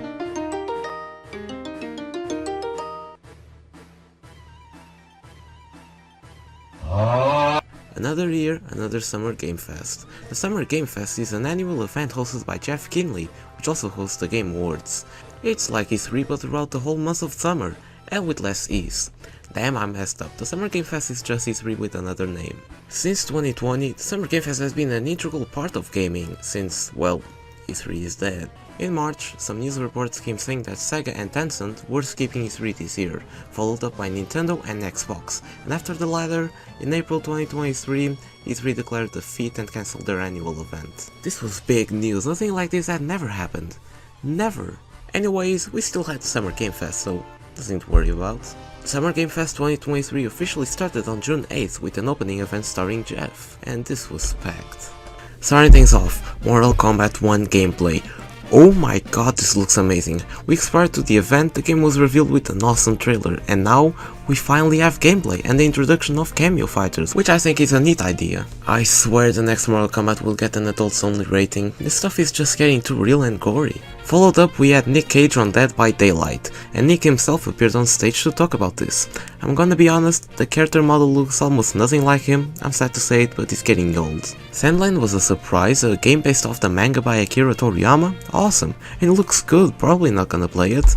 I can't wait for Spider-Man 2, it's just Spider-Man 3 but in game form, it's amazing. Oh. Then we had ProZD himself performing a skit about Marvel Snap. I don't have any idea what the Marvel Snap is, but the skit alone makes the game worth it. Oh boy, the new Fortnite season, I can't wait for new consumables. I wanted apples and got Optimus Prime. Incredible. And finally, a sequel for Final Fantasy VII Remake. Yay, we live in such a weird time, a time where PS1 games are divided by 2 and the second part is divided by 2 discs. Are we in the GameCube era again, or what? Overall, a pretty good presentation. I really liked this. I wasn't expecting much, but for Summer Game Fest standards, this was pretty darn good. Later the same day, we had the Day of the Devs presentation and the Devolver Digital presentation. It was a small presentation, nothing much happened, just a big skit about Volvi and only some 5 games were announced, in Devolver Digital style. It's tradition at this point, I can't be mad. On June 9th, we had the Tribeca Game Spotlight. Didn't really watch this one. It didn't interest me, and if it didn't see anyone comment about it, then nothing really happened. Same goes for the Wholesome Direct and the OTK Games Expo on June 10th. It didn't get me hooked. And in the same day we had the Future Game Show 2023 Summer Showcase by Intel. And whoa, this was disappointing. Nothing really special was shown. No offense to the games shown, they look good and interesting, but come on, we were expecting something else. But forget about that, June 11th is upon us and the Xbox Game Showcase is here. It started with a trailer for a new Fable game. This was highly expected, but still, it looks great. Followed up by a trailer for Star Wars Outlaws, probably the most talked about game on the whole Summer Game Fest. Seriously, I saw this game in 3 different presentations. It's everywhere. Just for what, 5 million people to play it? That's nothing. Probably one of the best things on the fest, Persona 3 Reloaded, a remake of Persona 3. This would have been a huge surprise if Atlas didn't leak them themselves 2 days prior, alongside another game called Persona 5 Tactica, which also looks interesting. Back to Persona 3, this game looks astonishingly good, primarily the menus. This is what I always wanted for a Persona 3 remake to be. And then here we go, Flight Simulator.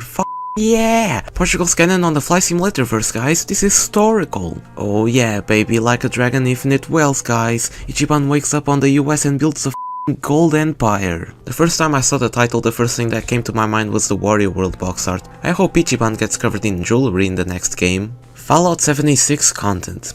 Just kill the damn game, Bethesda. I can't be the only one that thinks that we need a new Fallout. It's been almost 6 years, Bethesda. Please cook something good this time. The legend is back. Keanu Reeves is back with Cyberpunk 2077 DLC. This is amazing. Kinda sad that he wasn't on stage with people. This Xbox presentation was a fun watch. Of course, if certain things didn't get leaked early, it would have been better. After the presentation, we had a Starfield Direct only focused on Starfield by Bethesda. It looks fine. Later on the same day, we had the PC Gaming Show and it was horrendously shit. None of these games convinced me to play them, more so it made me stop touching a computer for days. Just look at this, the second I turned on the stream was the same I turned it off. June 12th. This was officially the ending of the Summer Game Fest 2023. At least for me, I didn't care for anything past that day. First off, we had an Ubisoft 4 presentation from our friends at This presentation was focused more on Assassin's Creed Mirage, Star Wars Outlaws and the new Avatar game, which I'm not particularly interested in. It was an okay presentation, nothing much. However, on the Twitch livestream there was an audio error during the Star Wars trailer where you could clearly hear the crew talking about behind the scenes. That was a rare Ubisoft win if I do say so myself. And finally, the last presentation for Summer Game Fest 2023 was Capcom. With their annual Capcom Showcase, this would be a swan song for the ages. You could expect so much stuff, a new Monster Hunter, a trailer for Street Fighter 6 DLC, or perhaps a teaser for a new Resident Evil game. Who knows? Capcom is amazing when it comes to this kind of stuff, but unfortunately, this was probably the worst ending ever imagined. Nothing new, just details on stuff that we already knew. Maybe one or two things were announced, but nothing else. Hi. Welcome to the annual Capcom Showcase. Today we are talking about Exo Primal. Like we said 2 years ago, the game is releasing on September 31st, 2023, which is the day after the 30th, and after the 21st is the month of October. And in the month of October, we got nothing. Pretty bad presentation, the worst from the entire event. Capcom, you disappointed me in so many ways. Overall, Summer Game Fest 2023 was kind of fun. This is a magical time of year, and after the death of E3, we needed something to replace those joyous and happy moments of speculation and hype, and Jeff did exactly that. Thank you, Jeff. Thanks for existing. And that was Summer Game Fest 2023. It was alright. However, something red is definitely missing. Oh yeah, Nintendo won SGF. How's going on here? Every rivalry starts somewhere. Fire and Ice, Rock, Paper and Scissors, me and Taxes, and so on. And endless debates have started because of rivalry. Tell me, which is worse, pee or poo? And tell me why you're wrong. But the one from today is different. This rivalry reeks of ignorance and pure arrogance. Today, we are talking about the story of Nintendo and Sega. I messed up. And it's not even the right book, I wanted to talk about Bionicle.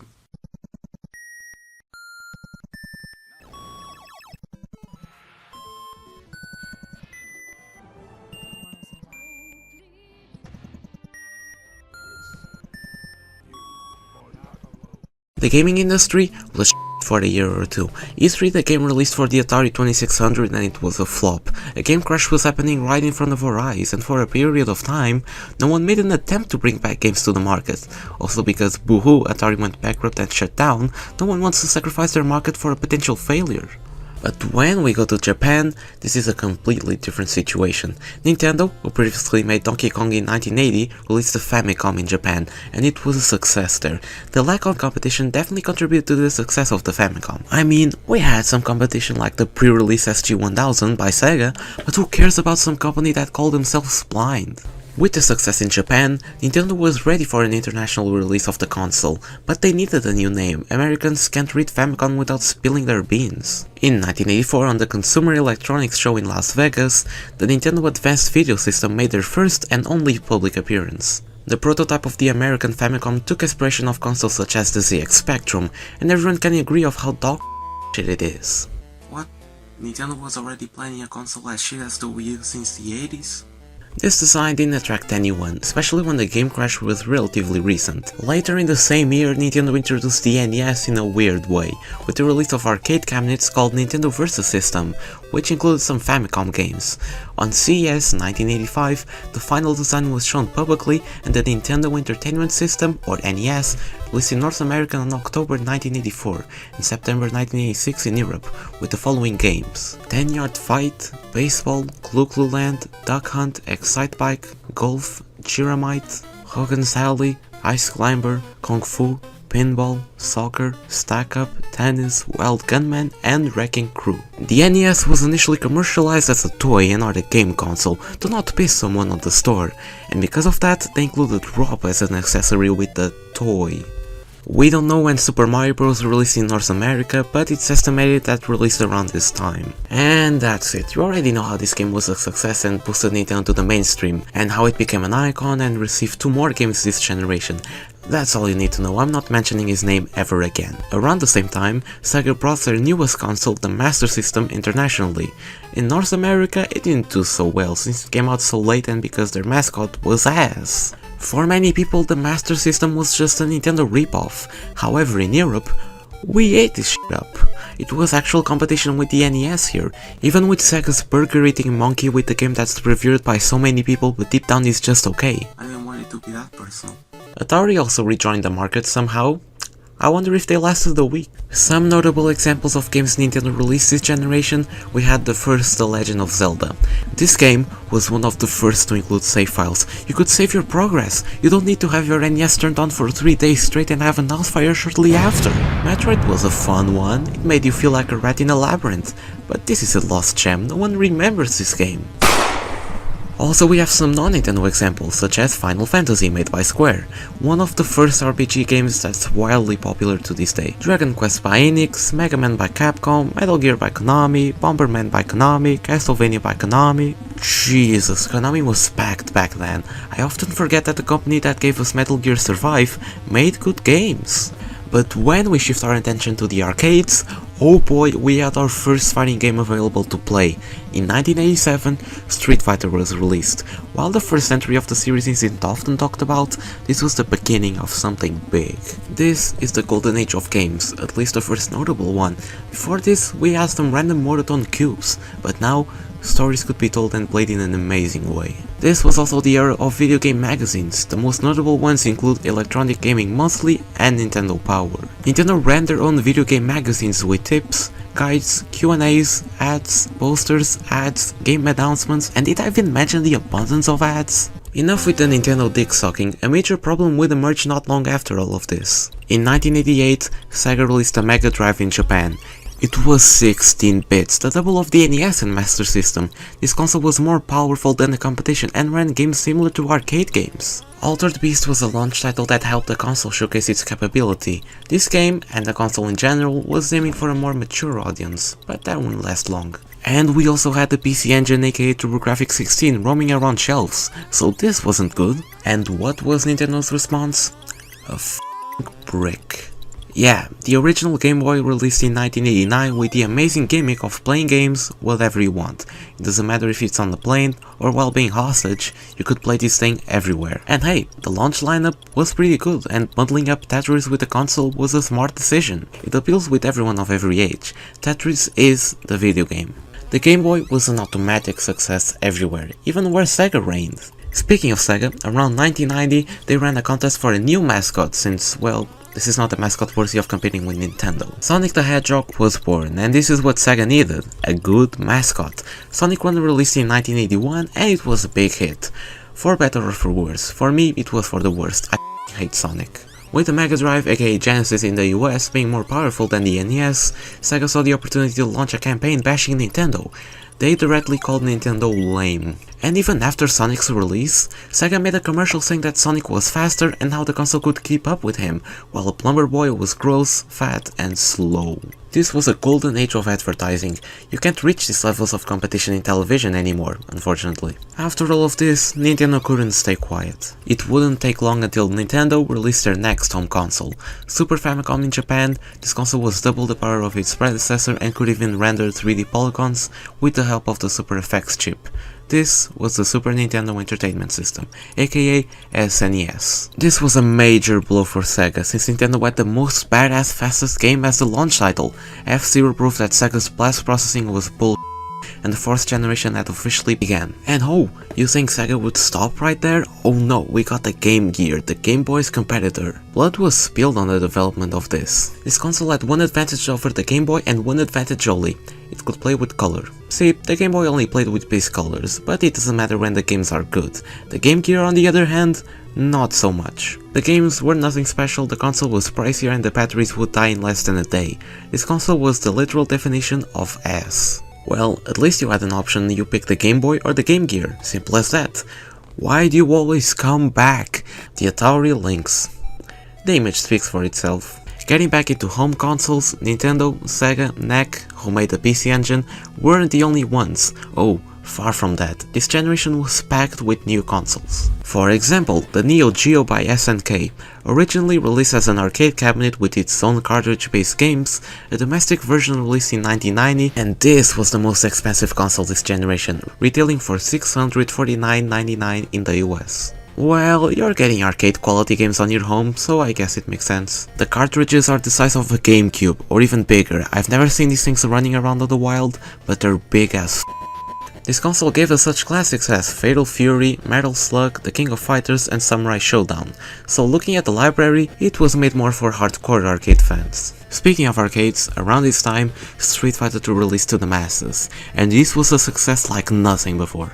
This was a far more successful sequel than its predecessor, with even receiving a movie, but we don't talk about that. Another fighting game that was making the rounds in 1992 was a little game called Mortal Kombat, and when we played Street Fighter, we were greeted with a more cartoony fighting game with almost no blood in sight.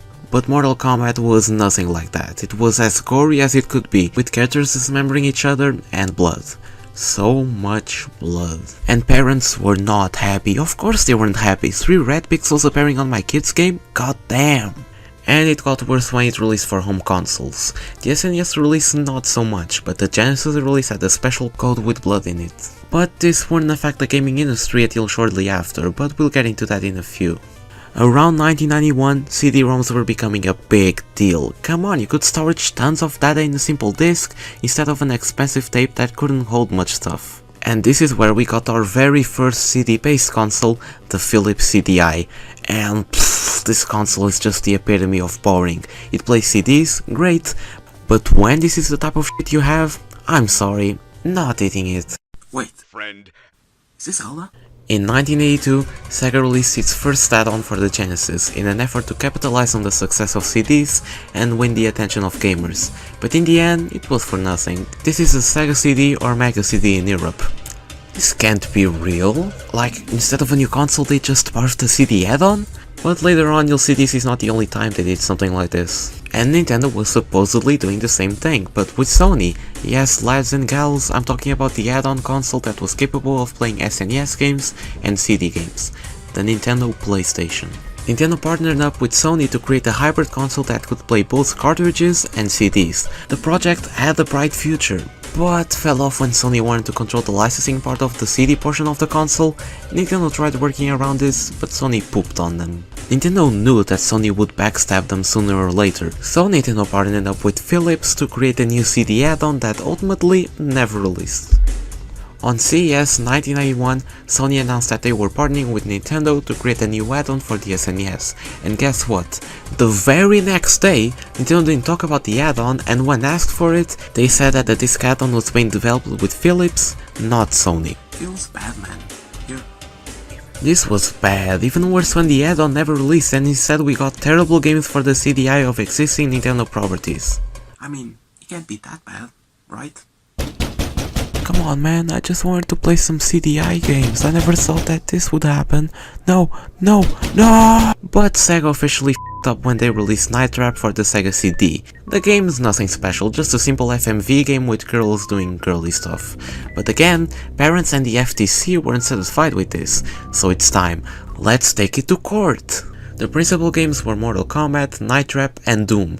Everyone remembers Doom, right? It was also part of the Trilogy of the Forbidden 93, that's how I like to call them, you know, 93, because this all happened in 1993. So, it happened. Bad takes and opinions of people that couldn't care less if Sonic 2 came with a box were thrown around. Sega took some L's and the ESRB was reinstated as the rating system for games. This was a big L for companies, but it was inevitable, it needed to happen. I already talked about this before. I like the adults only rating for some reason. What? A new console called the 3DO created by 7 big companies just released and has 32 bits? Plays 3D games, uses CDs and is directly calling the SNES and Genesis toys on their commercials? Damn, this is not good. Maybe Nintendo and Sega met their maker. Are they teaming up together to take down the 3DO? Don't miss out the big battle between the SNES, Genesis and 3DO, cause we won't. It was alright, I was hoping for some cheapness and humiliation. I was hoping for some $2.99. $2.99? That's what I wanted. How's going on here? Look, I just reached an all-time low. I've officially hit rock bottom and you cannot tell me otherwise. You know why? Because you're about to hear someone trash talk on that fetuses. How does that make you feel? I have the perfect word to describe this. It starts with A and ends with N. Abolition. They abolished the console's life. Cancelled consoles. For most people, these are consoles that were planned to be released, some even got commercialized, but they were ultimately cancelled and never made it to the shelves. These consoles are sweet. The whole world of cancelled consoles is amazing. It's like an alternate reality of some sorts, a reality full of weird stuff that play video games. Most of these look silly. First off, might as well start way back in 1978 with the Atari Game Brain. The Atari Game Brain was like a Pong console, but with interchangeable cartridges. Well, you had Pong, Super Pong 10, Ultra Pong doubles, but you might be asking, how does the controller look? Yep, the console itself is the controller, a controller by the left and a controller by the right, and you know what? This doesn't feel right. Playing co-op must be a torture. The console is gonna split up in half during an Ultra Pong playthrough. Yeah, it's no surprise why Atari cancelled the Game Brain. One of the main reasons that it was cancelled was because dedicated consoles like the old Pong consoles were becoming obsolete. The Fairchannel F and even the Atari 2600 were already a thing during the Game Brain's development, so it was for the best that it was cancelled. Maybe the game crash would have started earlier if this was in the hands of the public. You want a futuristic console that came straight out of Star Wars? The Atari Cosmos! This was another console from Atari. After the Game Brain was scrapped, they started working on the Cosmos. The Atari Cosmos was supposed to be a tabletop/portable console, with the console being the controller. See, some things never change. But this was different. Atari proclaimed in their ads that the Cosmos was capable of rendering 3D images. 3D! In the late 70s! Something Nintendo only did 33 years later. In reality, the console was just like the old Tiger Electronics. Worse than this is impossible. The console was pushed back until 1981, and all seemed it was ready to go, but Atari pulled the plug by the end of the year, saying that they were not prepared for criticism. We have a one-of-a-kind case here, the Magnavox Odyssey 3. This is an odd one. The console kind of released, but at the same time didn't. The Magnavox Odyssey 3 was supposed to be a sequel to the Odyssey 2 and exclusive to the US. Exclusive my ass. The 3 was just an import of a console called the Philips G7400, which only released in Europe, but with the name Odyssey in it. It was planned to be backwards compatible with the Odyssey 2 and to be released in 1983, but the Atari had different plans for the industry. The game crash of 83 happened, and because of that, many platforms stopped being supported, and that resulted on the Odyssey 3 being cancelled. Now gather up, let's talk about our favorite/worst company of all time, Sega. You guys know smoking is bad, right? Well, Sega didn't think so, because they were planning to release VR in 1993. Worse idea than this? I really don't know. This idea was thankfully short-lived, the console never left papers and magazines, I think. Well, some games were already being developed, but they were still in the beginning of the development. There's no prototype of the console available that I'm aware of, and I hope it doesn't exist. Imagine just saying this thing outside of concepts and renders. In 1996, reports started appearing that Nintendo was working on the Game Boy successor, codenamed Project Atlantis. The console would play in color, have a 3x2-inch LCD screen, a link port, and get this, be 32 bits. This was mind-blowing, a console with basically the same power as the 3DO in 96, that's insane. It's really impressive that this console resembles more the Game Boy Advance than the Game Boy Color, since there's a 5-year gap between them. But this console was too good to be true. Nintendo cancelled the Atlantis because of poor performance and being expensive to produce. It's a shame, instead we got the Game Boy Color in 1988, which is not bad, I guess. This is a weird one, but I included here anyways, the Ultra Arcade Video System, or VAS. The VAS was a console that could play Atari and ColecoVision games. It didn't really have exclusive games, but that's the main thing of the VAS. This thing is a freaking TV! Yes, it's a computer, it's a color TV, it's an arcade. That's the tagline they used for it. And it describes it perfectly, an enhanced TV with prime colors and with controllers, just to play this garbage. The idea itself was interesting. Heck, I love the Vectrex because of its weirdness, and both are pretty similar, so I would love this thing. It was cancelled because it was too expensive to produce and, well, why would anyone want it? People already had a TV at home, who would want this? Have you already heard of the title WoWo?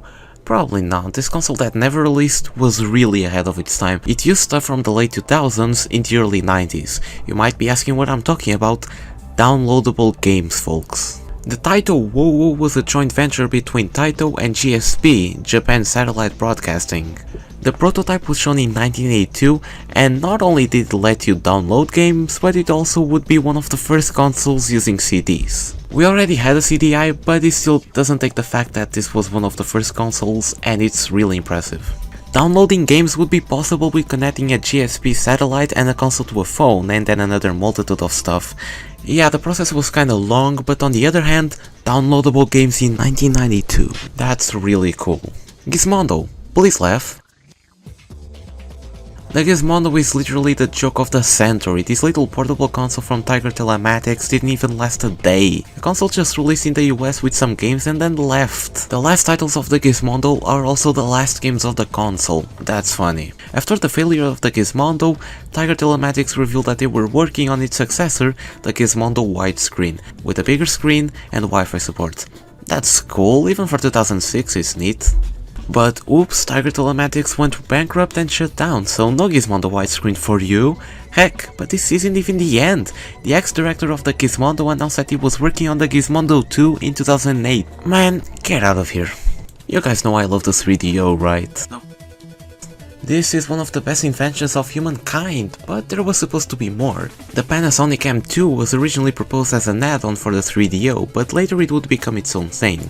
This beast was supposed to be the first console of the 6th generation. You know, PS2, Xbox, GameCube generation. It was gonna be way more powerful than anything else, with quality you would only see in your dreams, or arcades.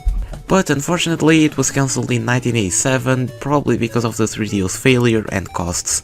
But hey, nothing's lost. The technology used on the console would later be reused on Japanese coffee vending machines. Life's great. This console has already been discussed by everyone, even your grandma probably told this as a bedtime story. I myself already talked about this, but here we go one more time. With CDs becoming the new format and phasing out VHSs and other weird formats, gaming companies decided that using CDs in video games would be genius, and they were correct, but the execution was shit. The first one that decided to do something about this was Nintendo. They partnered up with Sony to create a new CD add-on for the Super Nintendo, the Nintendo PlayStation. Yeah, this is the kind of stuff your buddy would probably tell you at the playground while also saying that his uncle works at Nintendo. I'm looking at you, Jeremiah. I'm still waiting for the Nintendo 4DS. Production on the add-on was going great, but Nintendo and Sony were not in terms with each other. Some wanted to do this, some wanted to do that, and they never reached the main term. Then on CES 1991, Sony announced that they were teaming up with Nintendo to make an add-on, but then the very next day Nintendo said and they partnered up with Philips instead to make...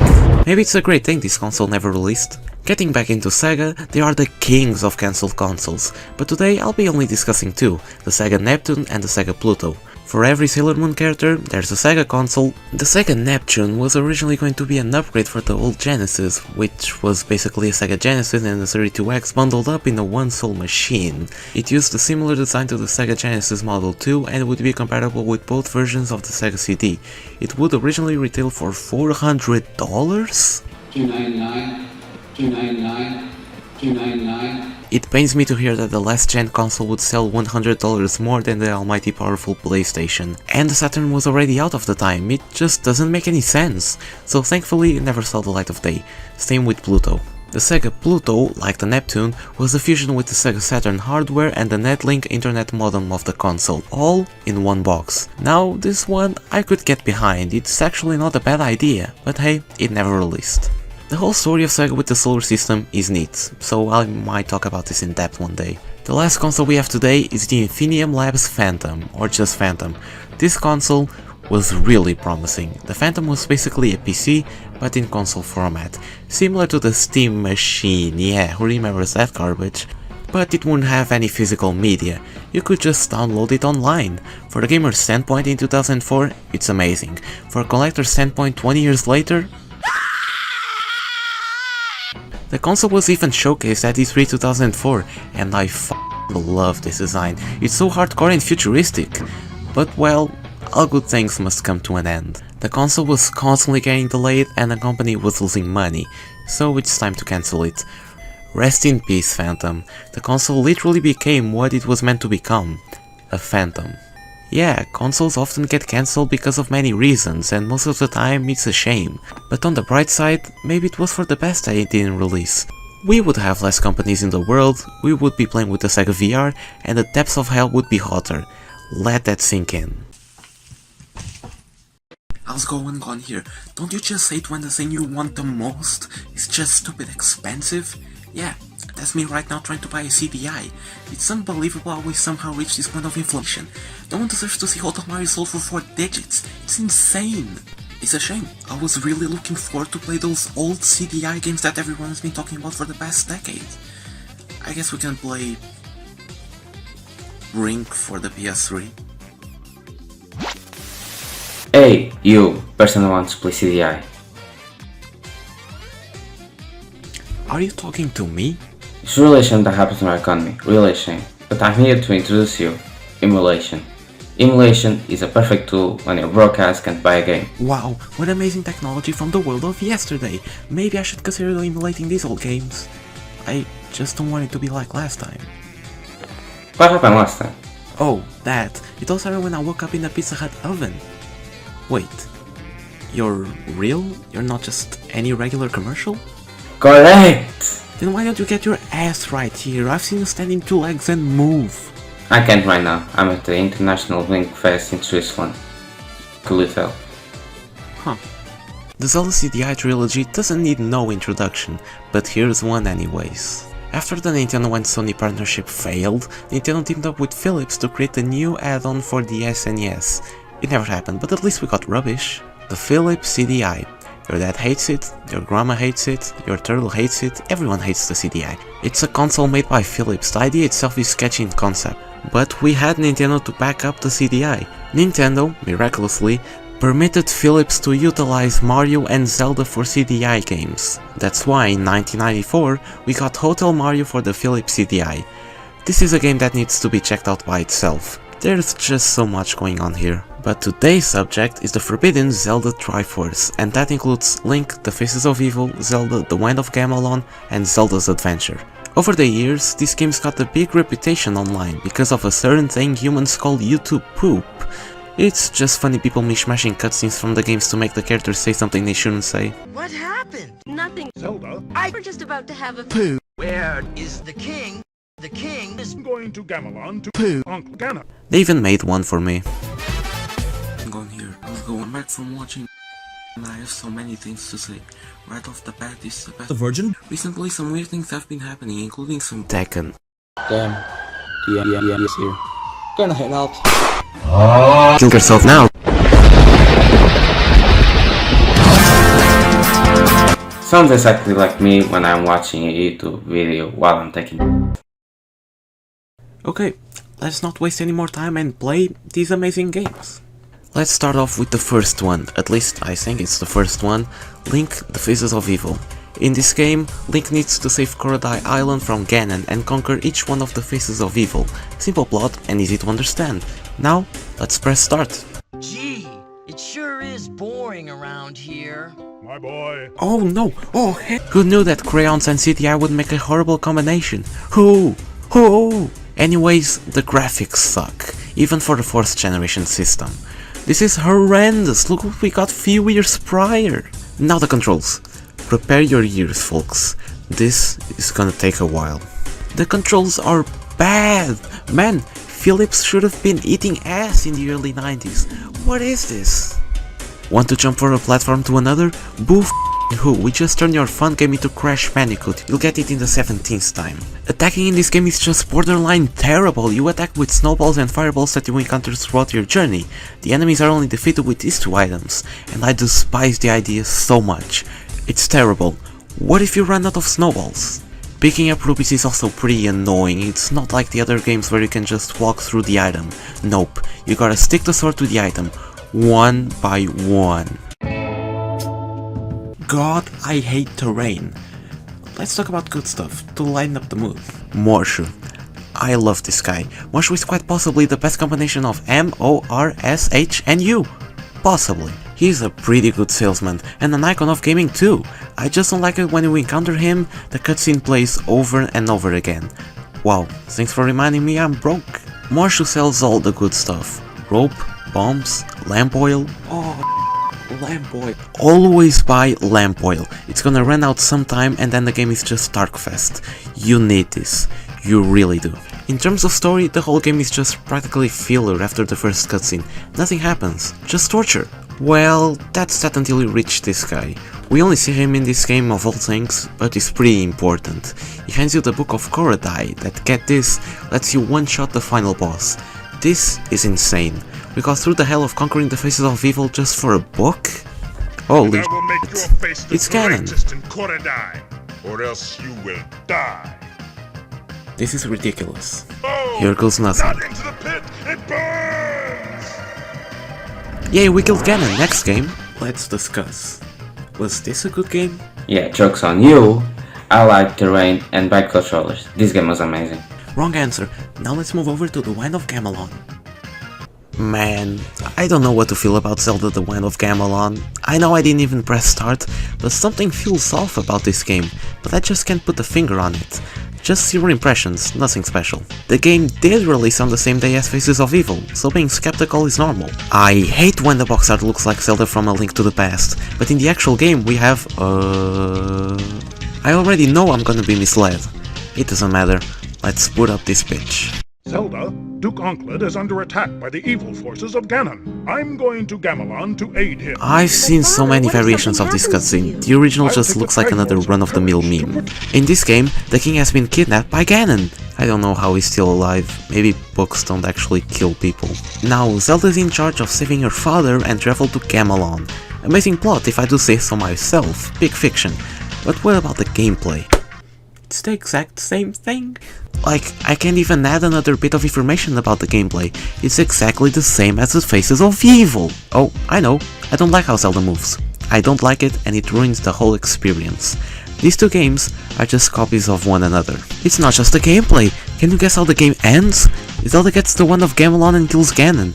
The exact same way Link kills Ganon with a book.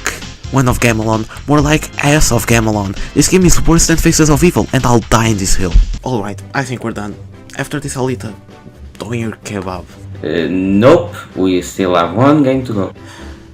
Alright, what is it? You won't believe this, it's a bad game made by Philips. No shit. Well, let's see what Philips has in store for us this time. I sure hope it's not like Sonic Blast from the Game Gear.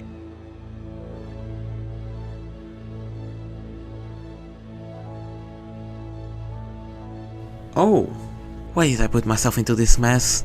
Zelda's Adventure is the third and final game of the trilogy. Released in 1994, the critics described this game as shit, ass, and shit. And yup, it definitely shows.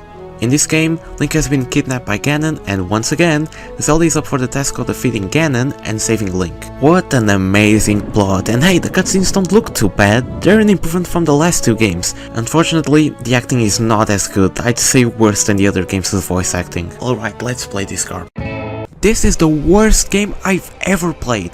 God, I forbid you from playing this. Please play something like Manhunt 2 instead. Everything about this game is just awful, I'm not even gonna elaborate. The more I talk about this game, I die inside. In summary, 2 out of 10, 2 out of 10, 0 out of 10. How the fuck were these games official? Who in their right mind let these games be conceived in the first place?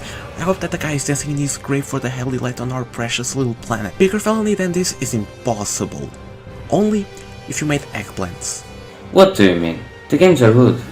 They were fun and jokes were good. If the rest of Zelda games are like this, I'm going to buy every of them, right now. That's it, you're chronically insane, I'm going to Switzerland and beat your ass! Are you serious right now?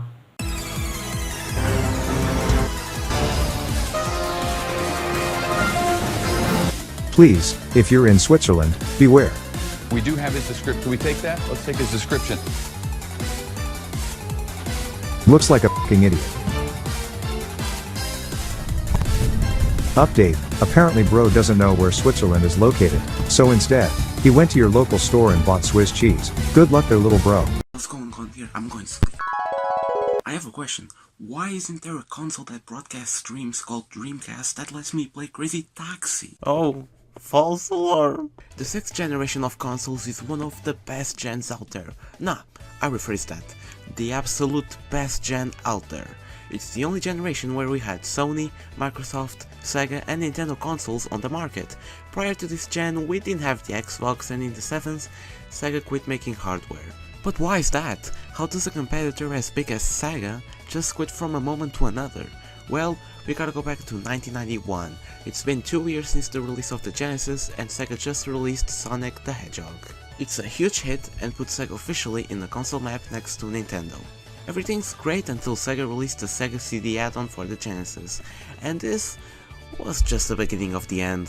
The Sega CD did okay for Sega, but it was still a flop with basically no games, and not long after, the same thing happened with the 32X.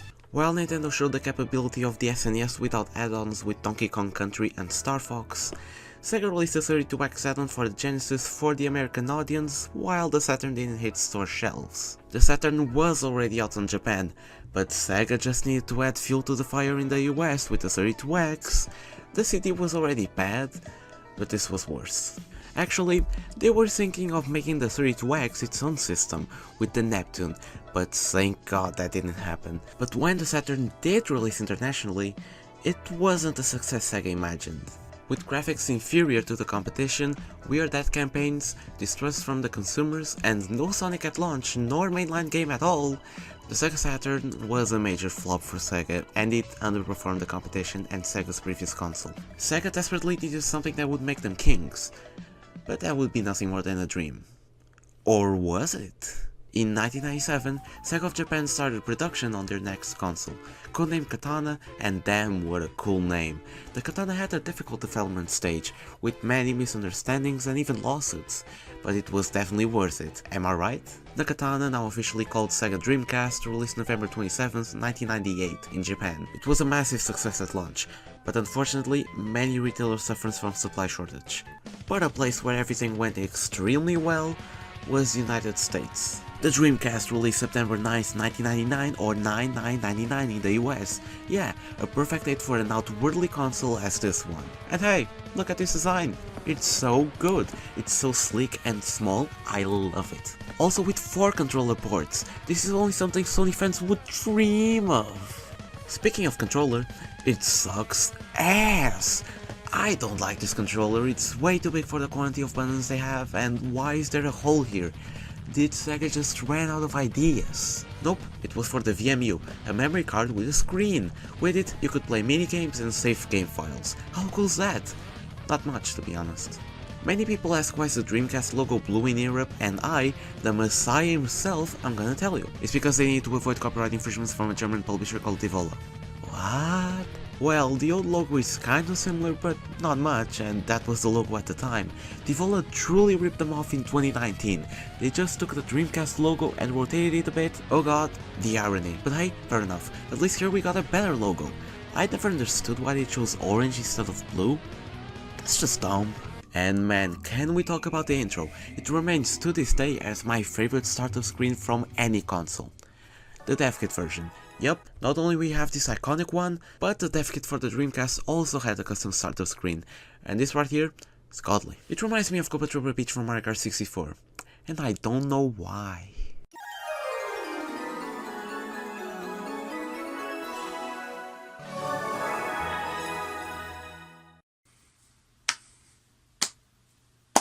Maybe I adore this intro because I love steel bands. I don't know. The Dreamcast did very well at launch. It had one of the best launches for a Sega console, and with Sonic Adventure at launch, it only made things better. Sonic Adventure, the quote-unquote Sonic's first 3D game. Let's just forget 3D Blast and R exist. This game is adored by so many people. Now me. I've never played it. Yes, I've never played the best Sonic game for many. I know, I'm a jackass. What can I say? My love for the Sonic franchise took a grand fall in the last 5 years. I like the 2D stuff, including Mania, but the 3D games? Man, the only ones I care about are Heroes and Unleashed, and that's just nostalgia speaking. Aside from those, I played 06, 20 minutes in and I broke the game, and Frontiers, which was a big disappointment for me. I didn't like this game at all, but that's a story for another day. When I say another day, I mean never. So back to Sonic Adventure. It looks cool, people seem to enjoy it, and I may even play it someday and talk about it. And this time, I really mean it.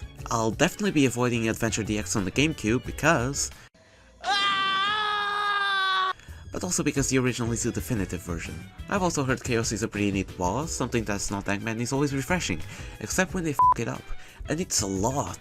Another game that is considered by many as one of the best games of all time and the best from the Dreamcast is Shenmue. Shenmue was created by Yu Suzuki, the guy who made many other Sega IPs. Virtua Fighter? Does it ring a bell? No? Then what about Virtua Racing? No? Yeah, me neither, I don't know any of these games. Shenmue started as an RPG set on the Virtua Fighter world for the Sega Saturn. Then development shifted over to the Dreamcast and then became its own thing, and that's Shenmue. By far, the most expensive game ever developed at the time, with a budget around $47 to $70 million. Wow, for a game in the late 90s, this is mind-blowing. Shenmue released 1999 in Japan and then next year in the rest of the world. And man, I have pity for Sega. They spent millions of dollars for a game and a console nobody owns, so in result, 1.2 million copies were sold. Oof, they definitely didn't get their money's worth, and Shenmue was a commercial failure. What a shame. I've never played Shenmue, or intend to. It doesn't mean I'll never play it. It just doesn't hold up as much as it did 2 decades ago, and that's because the true Shenmue substitute would only come a few years later.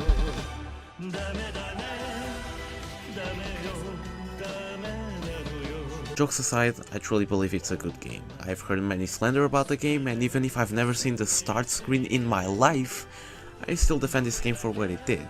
And hey, in 2001 we got a sequel, Shenmue 2, but it was exclusive to Xbox, so get the hell out of here.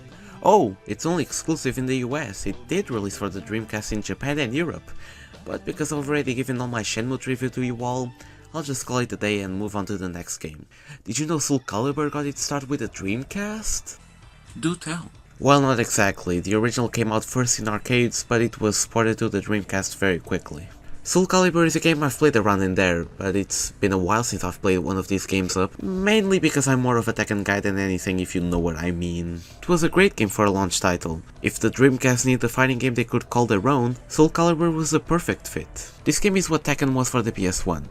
Truly an amazing game. It's sad the series is now in the mud now. Ah, Crazy Taxi. Yes, a goofy automobile. This one is a classic, just driving around, causing rampage and mass chaos. It's perfect. In a world where GTA wasn't ready yet, this was amazing. This was the GTA from that generation, except without the guns, pornography, heists and big smoke, but it's still the same thing. This series is surprisingly big, with even a mobile game released in 2014. What can I say? People do love that yellow car. Samba de Amigo also got its start with the Dreamcast. This is a game made by the Sonic team, the same guys who made the Sonic games, if it wasn't obvious. It's a classic rhythm game where you use maracas and shake them to the rhythm. There's also a monkey here. Classic. It's really a good game, but still, Sega being the same old Sega, the series entered hibernation for 23 years and only in 2023 we got a new game, and in a time where not many people care about this crap. Next up on this list is a part of one of my favorite franchises of all time, and it's not Seaman. You'll have to wait a bit for that. Resident Evil Code Veronica released for the Dreamcast in 2000, and that's cool, an exclusive RE game for the Sega machine. Neat, until the ports came out 2 years later. I'm gonna be honest, this game is not that good. It's decent Resident Evil 0. These games are kinda mediocre. But hey, don't worry, we also got RE2 and RE3 for the cast. It's not a remaster, but it's still some solid ports of good games. I love Resident Evil, I really do, and I'm really looking forward to discuss the games in detail, but don't expect me to touch on Code Veronica and Zero. They're just not my thing. Here we have Seaman, one of the best games of all time. Source? Myself. Well, I've never actually played it. Until now. Let's go! Seaman. More like soggy bull. This game is like taking a diarrhea up my ass. This game is a full rotten, disintegrated, regurgitated human fish mixed in a blender. I'd rather take a shitty asshole and a big fish using my tongue. It's so much it so much it blows. It's the abomination of all time, a waste of time. Now it's time to put an end to this ignominious travesty. Oh.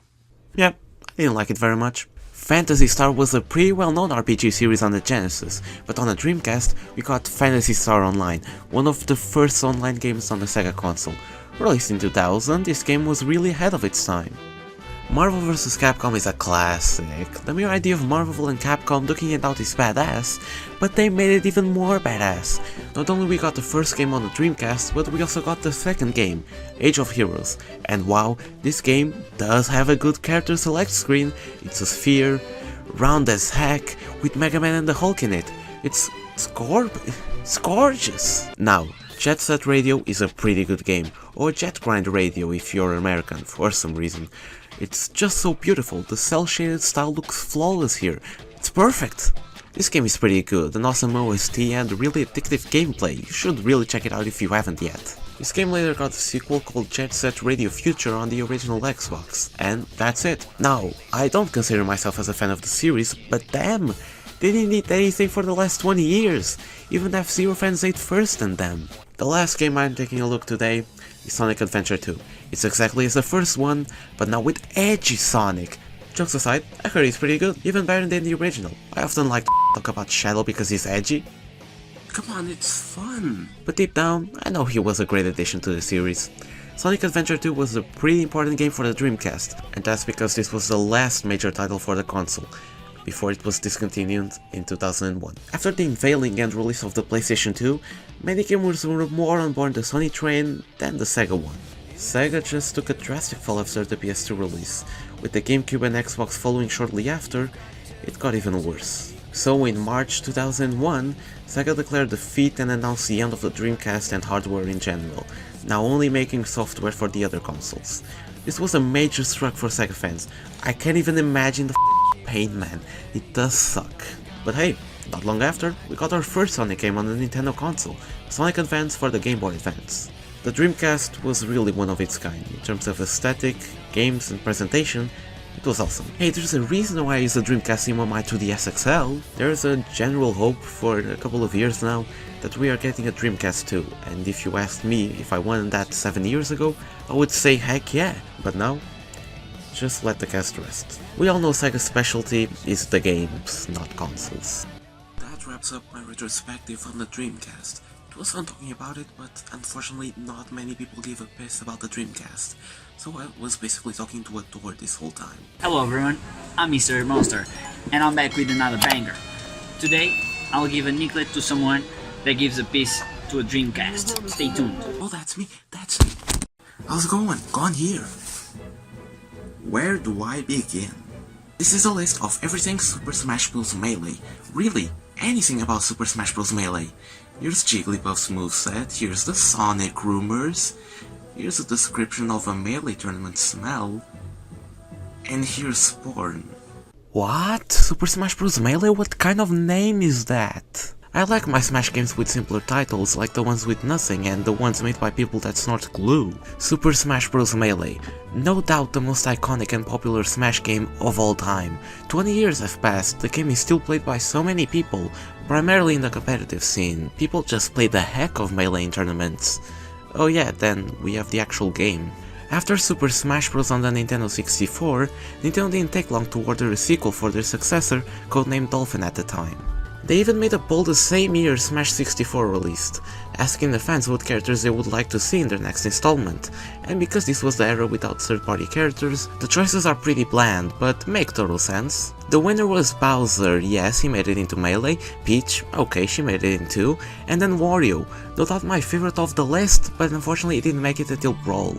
Well, Sakurai went on record to say that if he could only add one more character to Melee, it would have been Wario, but still, couldn't you save some space for him? Well, the development of Super Smash Bros. Melee wasn't the brightest, taking 13 whole months to make the game. That's not good. Nintendo really wanted Melee to hit the deadline, aka the GameCube's release in Japan, but even if it was 13 months, they released a pretty good game and they did release it in time, but still, I don't know if I should be worried or impressed. Who am I kidding, it's been more than 20 years, who cares. The game was unveiled on E3 2001 with the opening cinematic of the game, including some of the new characters and returning characters from 64. And curiously, if we go by the order they went on the cinematic, Sheik was revealed first and Zelda. That's pretty odd. People seemed to enjoy the trailer, and that's what matters. Not the game released November 21st, 2001, mere days after the GameCube's release date, and this was the big game of the GameCube. Many people bought the GameCube at launch just to play Melee and completely skipped Luigi's Mansion. I mean, Green Mario with a capital L in a haunted mansion is neat, but Green Mario with a capital L fighting a giant lizard is neater. Super Smash Bros. Melee is referred by many people as the best Smash game, or even say, the best game of all time. And I'm here to remind you to stop smoking socks and get a life. Super Smash Bros. Melee is amazing, there's no doubt about that. It's the most sold game of the GameCube and the most popular game of the console, and I truly think it's one of the best games out there. But we don't talk about 2018 near the hardcore Melee fans, because a little something called Super Smash Bros. Ultimate launched, and oh boy, I was never the same. But right now, let's tackle Super Smash Bros. Melee and see what makes it tick. Look at this box art, there's so much going on here. It's not one of the best, 64's box art was way better in my opinion, but if I saw this in the store, I certainly would pick it up. Mario, Bowser, Link, Pikachu and all the other random characters in tiny blocks I've never heard about. This sells me right on. To start off, we have an amazing opening cinematic. Now, when we talk about the best of the series, I really don't know. Melee has great visuals and epic music, Brawl has epic visuals and one of the best themes I've ever heard, then we have Ultimate with the okay visuals but a too good of a song to ignore. Oh, then we have the other three, the neat, the beat and the nothing. Getting into the actual game, we have one player mode and versus mode. We all know how versus mode works, it's the same as the last one, nothing much to add. Now one player mode, now we have classic and adventure mode, which we'll get into later. But now let's focus on classic mode, the new characters and stages. So, base roster, 14 characters, 4 new, 10 from 64, plus 5 more unlockables. And that comes from a person that has never lied before. I lied, yes, a whopping 25 characters, from 12 of 64, this is a major upgrade. Now, let's take a look at the new characters. Ice Climbers was a cool addition. I like when Nintendo acknowledged old forgotten games, and this was one of them. This was also the first double character and I think the only one in the series. They're also fun to play. Bowser was a must-on the second game, and not only they made him a character, but also a final boss in the form of Giga Bowser. And he's terrifying. What did Sakurai do to Bowser? Peach is fine. Who the fuck uses Peach? Zelda is cool, since she was the first to be a 2-on-1 character, you can turn into Sheik mid-battle while using Zelda. Nice! While nothing new, we got Pyro and Metroid that do the same on Ultimate, but it was still an interesting and unique addition to the roster. Now let's get to the 0-player category, because who the f uses these? Dr. Mario and Pichu. Do yourself a favor and don't pick them. In doing that, you increase the chances of getting laid. And then there's Falco and Young Link. I understand if you use Falco, I often see myself using him instead of Fox. But Young Link? Come on, man. Nah, just pick regular Link. If you use Ganondorf or Roy on the other hand, I actually give you the pass. In a game full of clones, these are no doubt the most unique, even if I prefer the original characters. You just can't go wrong with Captain Falcon and Mars. Oh yeah, Mars! This was the first form of Fire Emblem representation in the West. I wonder how Americans reacted on unlocking these nobodies. What? Alright Nintendo, enough with the Mario presentation. We're done. Mewtwo was no doubt the most boring character to unlock. To unlock him, you had to be in the match for 20 hours, and with up to 4 controllers, it would be just 5 hours. I only have 1 controller, so f that, I decided to unlock it in the hard way, and that was playing 700 versus matches. And I did it twice. First when I played Smash on an emulator, and then the second time when I got an actual GameCube and an actual copy of the game. I mean, it's better than just have a GameCube turned on for almost a day. Who would do that? And the final character you unlock by beating target tests with every character is Mr. Game & Watch. And he's one of the best characters in the game. He's one of the most unique, and I love the Game & Watch handheld reference. I never would have imagined that this would turn into a Smash character. Now the stages. This game has some pretty darn good stages. Foresight, for example. It's just one of the best stages on all of Smash, it's so beautiful. And then Brinstar Depths, I love the theme of this track, it's a rearrangement of Kraid's theme from the original Metroid, I love it. We can also mention Poké Floats, Big Blue, Temple and the new Final Destination. These are all pretty sick. Classic mode remained the same, but now we got a new final boss. Not only we have Master Hand, but now we have Crazy Hand, the crazier and more violent version of Master Hand. Now let's finally take a look at Adventure Mode. Adventure Mode is like a predecessor to the Subspace Emissary campaign from Brawl, but this one is a lot more grounded with no actual plot. This one focuses on exploring different worlds from other games such as F-Zero and Metroid, and completing challenges and advancing to the next stage. Beating Goombas, defeating evil Links, escape Brinstar, or just survive from a scrolling stage, anything goes here.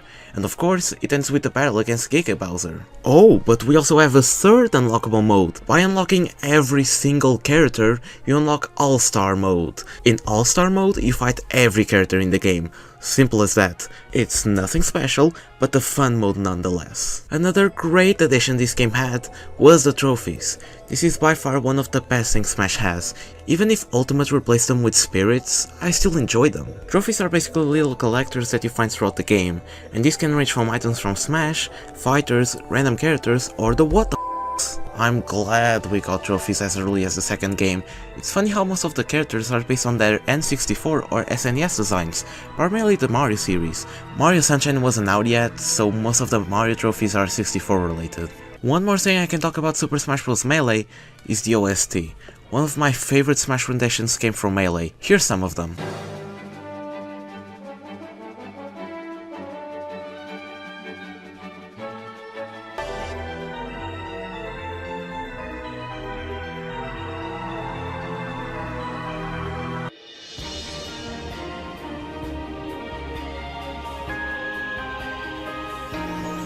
Super Smash Bros. Melee is awesome and aged surprisingly well. Aside from Ultimate, I played this game a ton on the GameCube. It's not to say Brawl or 4 didn't age well, they aged fine, but Melee is one that still continues to be relevant more than 20 years later. Heck, sometimes I see more people talk about Melee than Ultimate, and we can thank the competitive scene because of that.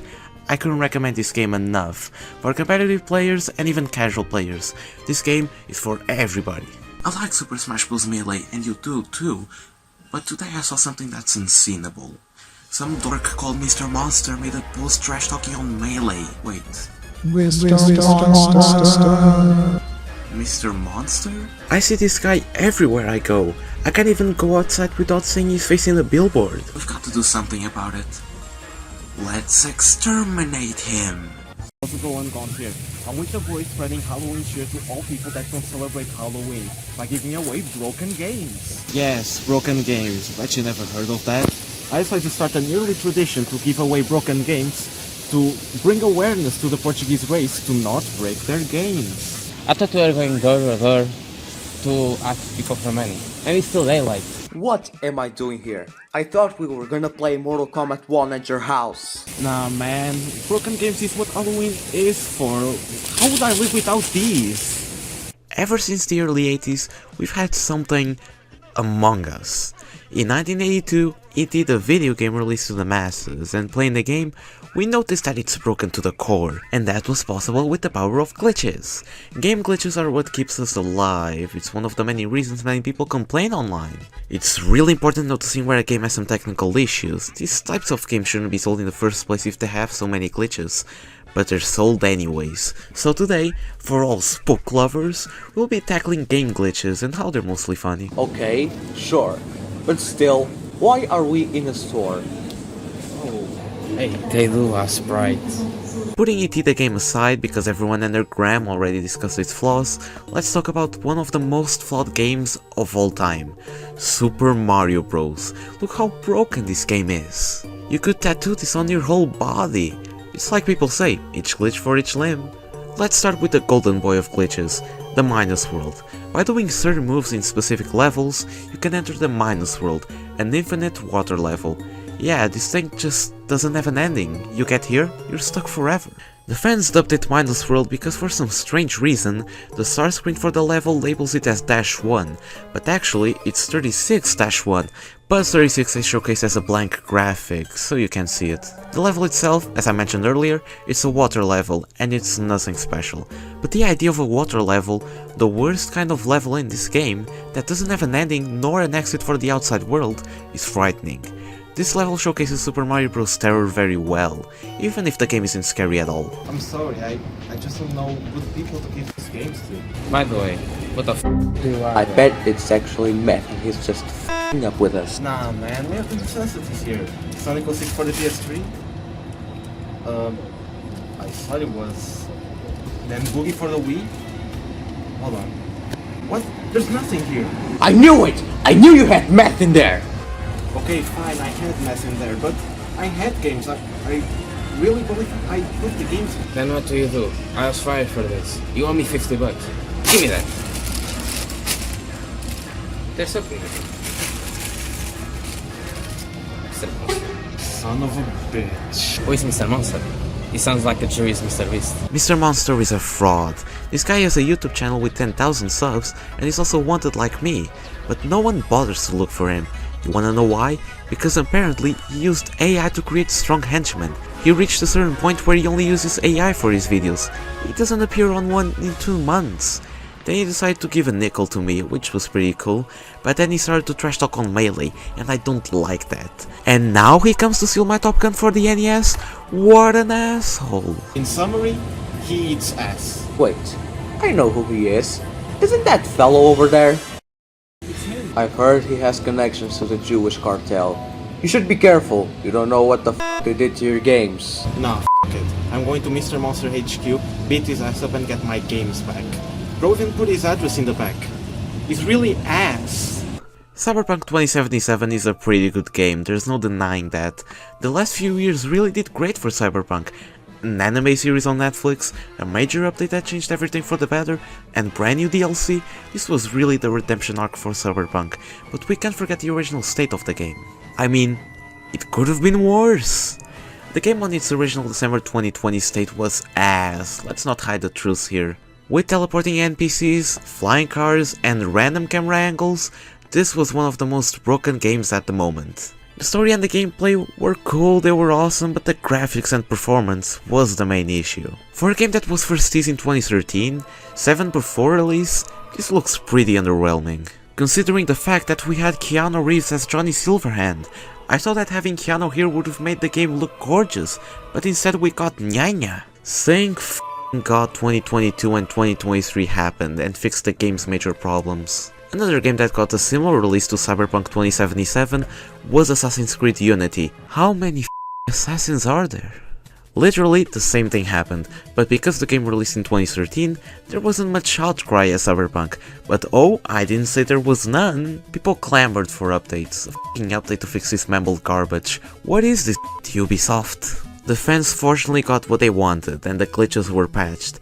But we didn't forget it, Ubisoft. Every time you go to bed, you'll see the Unity fans and me saying, fix this shit, Ubisoft, on your dreams. Every single night. The updates never cured Ubisoft's PTSD. To be honest, I'll only make peace with Ubisoft if they release a sequel to Alcatraz. Alright, here we are. Who in their right mind would turn an active parking lot into a secret hideout? Is this guy stupid? Alright, let's go. Skyrim. Was that enough to shit your pants? Skyrim is notorious for being one of the most broken games of all time. Well, I'm not a fan of the series, nor the game. I know that it has some notable glitches. Skyrim is a perfect example of an incredible popular game with a ton of issues. Hey, there's a lot of those. The biggest games of the last decade have a bunch of glitches. GTA 5, Minecraft, Fortnite, all of them are just broken. But it doesn't stop them from being popular. People eat anything.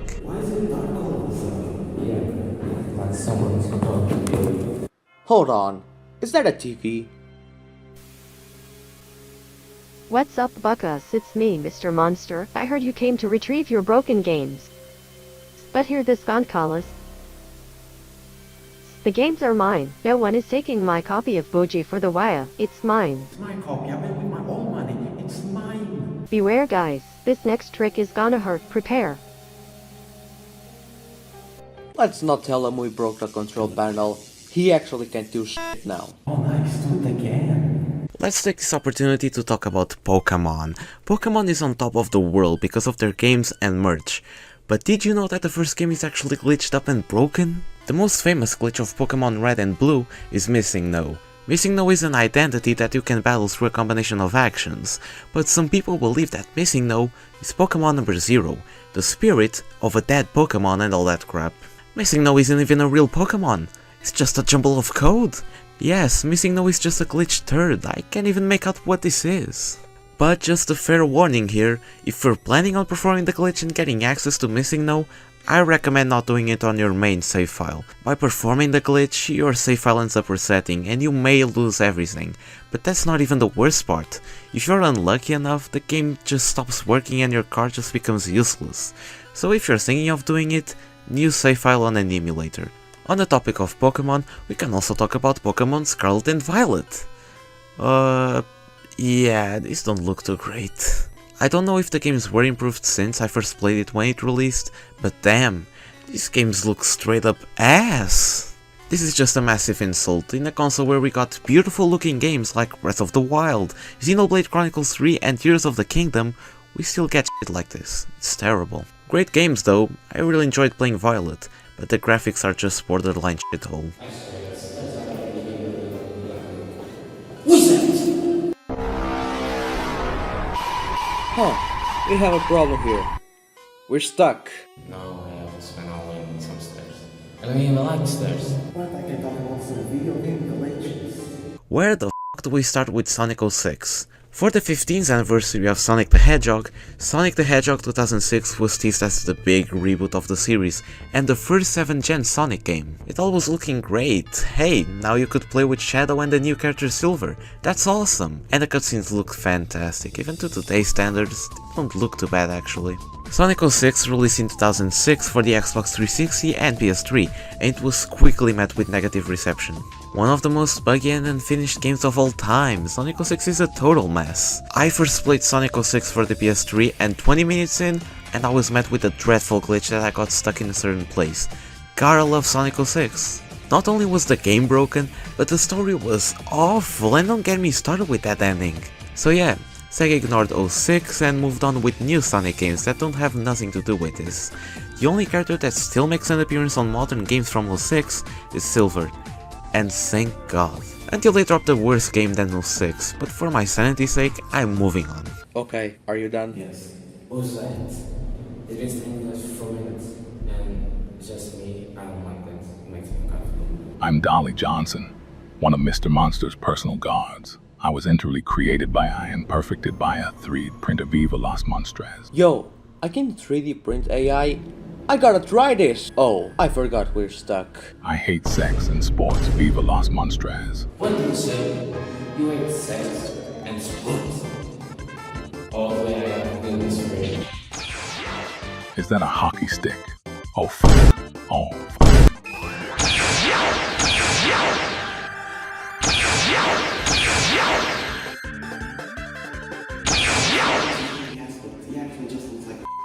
Yeah, what's his deal?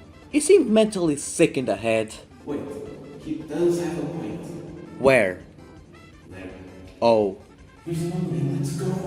I think this place are not flood. Just say, beat Mr. Monster and get things further down. Got it? No, please. Oh, we are actually going to take separate paths? Sheesh. Then what is it? Okay guys, I'm not beautiful people here. There's water coming in and I'm done. Don't vote for Mr. Monster as content creator of the year. Worst mistake you'll ever make. I think we still have time to talk about my stolen games. FIFA, or FC, needs absolutely no introduction. This is the most popular football franchise of all time, really. Ask anyone, they probably played FIFA. I don't know about Ronald Reagan though. And talk about a more buggy franchise than this one. FIFA is the epitome of game glitches. Not only every single entry is the same, but they're also buggier than the previous one. Just look at this atrocity. Damn, that guy that was 5 years older than me that was always on the middle school library was right. Pro Evolution Soccer is way better than this crap. Oh boy, do I have news for you, my friend. Well, every time I played FIFA was always on parties with family members, just for fun. So if we ran through one of these glitches, we would probably laugh our asses off. Glitches are funny, man, no matter how bad they are. They may suck in the outside, but if you just stop and take a deep breath, these become funny as heck. What can I say? Glitches were always a laughing matter to me. There's nothing to be serious here. Except if you're Ubisoft. Do better. Is this supposed to be the right path? Lame. I'm Eddie Bernard. I eat people's liver for breakfast. I'm also Mr. Monster's personal guard. Prepare for the worst. Okay, you've asked for it. Damn boy, lame ass, look at my hand and see what I can do. It's super cool. What is this? Not now, not my inner game. Mortal Kombat 3 for the Mega Drive. Seriously. I'm a masochist, okay? Prepare to burst alive. Demon Hell Garden. Man, shut your bitch ass up.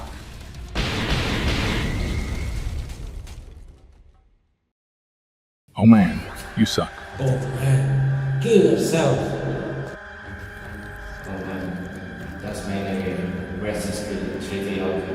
That's main game. Oh, I better tell Mr. Monster that we have mentally ill people here. Rest is free, but go. What is that? A parking lot. I'm sorry, I'm just tired of talking about glitched out games. Wait, you're that guy? Yes, the man himself. Yeah, give me the games or I'll call the cops. We have a sporty attacker exploding with your territorium, so if you're not careful, you're next. Well, I guess we don't have a choice. Oh. Monster heading! Oh. Why are you doing this? Power. I have been cursed by the dead, and my only font of source is bad games. I have the necessities. Boogie for the Wii, Sonic 06 for the PS3, Dr. Jekyll and Mr. Hyde for the NES, Top Gun for the NES. I have everything. There's one thing left. Jagger's Party Quiz. I know you have it.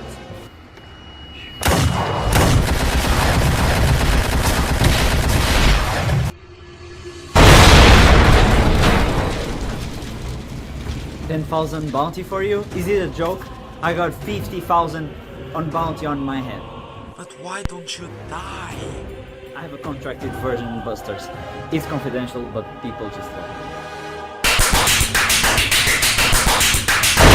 I'm losing to these doofus. Maybe I should risk it and pray that the Jagger gods bless me. I knew it.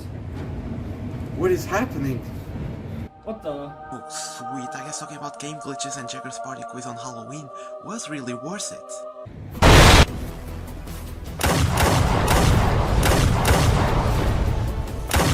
One of the free Kart sports. Jagger's Party's quiz for the PlayStation 2. Should be real careful with that. You might just die. Monster intelligence. Damn, you're lame. Maybe you should start shopping at GameStop. You'll find a ton of bad games there with cheap prices. It all culminates to this. Bucky for the PS2!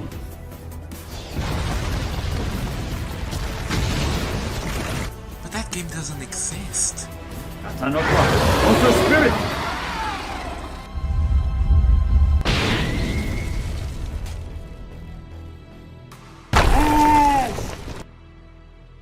Is that Mr. Monster? How is he part of the cartel? He's just Mr. Bones. I did it. Now where are my games?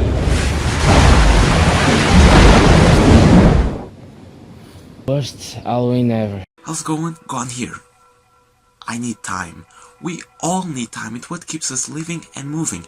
I love looking at that digital clock in the kitchen for 25 minutes straight just to get that unique feeling of wasting 25 minutes. 26? Now that's a new record. It's all time and games, but when does Sonic 2 get its time to shine? Never. Sonic the Hedgehog was a big success on the Sega Genesis. Without these blue bastards, Sega wouldn't be on the map next to Nintendo. This game blew up, even if the game was mid at best. People just wanted a similar platformer to Mario on the Genesis. Oh, but this time with the blue rat. Sega cooked and delivered what would become one of gaming's biggest icons. But it wouldn't take long for a sequel to release. Sonic the Hedgehog 2 was announced to the public in 1992 with a release date of November 21st worldwide. This was one of the first video games to get a worldwide release date. You could be playing Sonic 2 the same day as it did in Japan. How cool is that? However, Sega went overboard with this one, with a whopping $10 million in a marketing campaign alone. Was it worth it? Probably not. Sonic 2 released in November 1992 with massive success and universal love at launch, with its new features, new levels, new characters and new abilities. This game is still loved 30 years later. Many people choose this one as their go-to 2D Sonic game, but is it really that great? Sonic the Hedgehog 2 for the Sega Mega Drive. I hate this game for a couple of reasons. Number 1, where the f*** is the blank space in the end of the title from the last game? Number 2, a goddamn fox. I'm seriously shocked Fox never sued Sega. Oh yeah, they have a fox now. Sonic 2 introduced Sonic's first companion and friend, we don't talk about the cartoon and the comic by the way, Miles Prower. What? Lame ass name, let's just call him Tails. Not only Tails runs as fast as Sonic, but his main gimmick is that he can fly using his two tails, and he's also immortal if you're playing solo. Now let's get into Sonic the Hedgehog 2 and how it's just okay. Sonic 2 starts off with Emerald Hill Zone, the green hill zone of Sonic 2. Oh yeah, Robotnik is trying to get his hands on the Chaos Emeralds, which Sonic lost from one game to another. That's weird, reminds me of a certain sci-fi Nintendo IP. Emerald Hill is what you would expect from a first level. Basic enemies, basic terrain, fast as f gameplay. This right here is a perfect Sonic level. They're finally learning their ways. I sure hope they don't Wow, they really did it. They went ahead and made a great second zone for Sonic 2. This is unheard of. We had Marble Zone in the last game, which is a bit underrated, not gonna lie. People hate this zone and I get it, it doesn't represent Sonic at all. But I just love playing this as a regular platformer in mind. Really, pick any random platformer and put Marble Zone in there. It would work. Now Chemical Plant Zone is the best zone of the entire game. If Emerald Hill Zone was perfect, this right here is godly. The layout, the music, the obstacles, the visuals, this is just flawless. Except this hole. I hate this hole. I've fallen here too many times, it shouldn't be too common to fall over. I think I just have bad luck. Oh yeah, I almost forgot. This game introduced an extremely important mechanic that many people probably didn't know it wasn't in Sonic 1. Yes, the spin dash was first introduced in Sonic 2, and it's great to have it here. I think I don't need to explain the spin dash, just crouch and hold B for a moment and then release it to see magic happen. Aquatic Ruin Zone is... well, I don't remember this one. Really, the only thing I recollect about this level is those little water segments and the dart traps. This zone is just not memorable enough to be in the spotlight next to the last two. I'm sorry, but this one is boring as f***. And what about Casino Night Zone? Sure, I approve Casino Night Zone for what it did to the world, but this track isn't all that great. The casino zones from Sonic 1 and 2 are cool looking, but gameplay wise, no. Carnival Night Zone is no doubt the best casino zone of all time, and there's no contest. Unfortunately, it's not in this game, it's in Sonic 3. Hilltop Zone is neat, I guess. I like that part where you have to escape from the lava on the mountain. Pretty cool, but overall, kinda mediocre. Misty Cave Zone, in concept, not that great, and playing it, even worse. But the fun part is that this zone was supposed to be way better and way bigger, but because of time constraints, we never got this fun secret. Well, until the mobile port by Christian Whitehead, but what secret am I talking about? So, there's this pit full of spikes which I'm always falling in, I hate it. But originally, if you fell into the pit, you would be taken to a new zone. But it was scrapped, with only an unfinished version available on the game's code. But hold on, you can play it now thanks to Sonic 2's mobile port, which to many people is the definitive version to play Sonic 2, and I couldn't agree more. These mobile ports, man, all of them are great. I totally get it why they got the people who made these ports to make Sonic Mania. Christian Whitehead is just amazing. Oil Ocean. Moving on. Metropolis Zone is annoying as f***. There's always an enemy everywhere always chasing you, or throwing projectiles from 1000 miles away.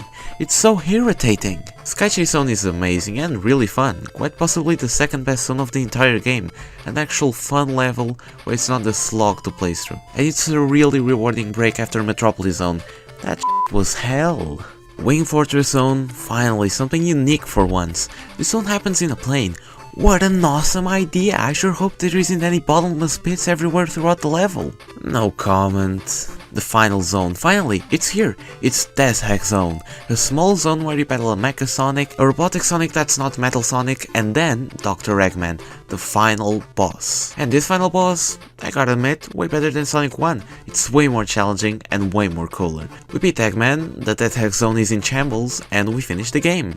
Oh wait, I didn't collect the Chaos Emeralds? Oh, I must have forgotten them. Well, we gotta do it, right?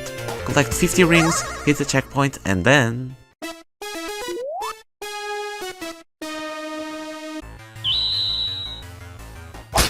a station called and they want you to stop. Not only do we have an horrendous special stage, but Tails is actually irritating the whole time. If you avoid the bombs in front of you, Tails is gonna have a 2-second delay and he's probably gonna explode his face. And then you lose your rings and then you don't have a Chaos Emerald. Lame. But we all know what happens next. You collect all 7 Chaos Emeralds and you unlock Super Sonic, the Super Saiyan for annoying people. Super Sonic comes in handy when speedrunning the game or just ignoring hazards and enemies, but don't use it on Mystic Cave. If you fall in the pit, it's over, there's nothing you can do. After collecting all the Chaos Emeralds and finishing the game, we got a new ending. Wow, what a difference! This might sound controversial, but Sonic 2 is just okay for me. It's fun when it's fun, but the slog and painful sometimes, and Tails ruined everything. I've always hated this damn fox ever since Sonic 2. But hey, I recommend this game more than Sonic 1, even if I actually preferred Sonic 1 than 2. Sonic 2, in my opinion, is just okay.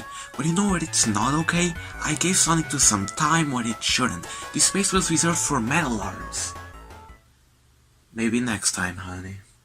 How's it going? Gone here. It was a long time coming. It was inevitable. You already know what's coming next. I know y'all have been waiting 10 months for this, so I think it's finally time for me to put my gear up and buy a sack of bread. OMG, I ended up with 2 sacks of bread and a copy of Mario Kart DS for the Nintendo DS. How sick is that? We're already on the 5th one? Sheesh, I should take a break. Mario Kart DS is a game that I really slept on.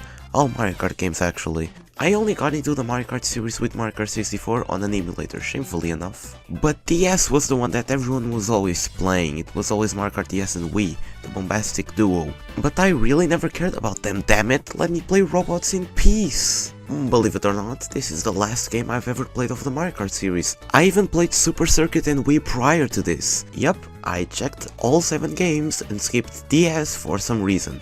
But it's finally time. When the Nintendo DS was first shown off with their games, a Mario Kart game was first shown off to the public, and it was definitely another Mario Kart, but on the handheld and 3D. Seriously, these graphics rival Mario Kart 64 and Mario Kart Double Dash.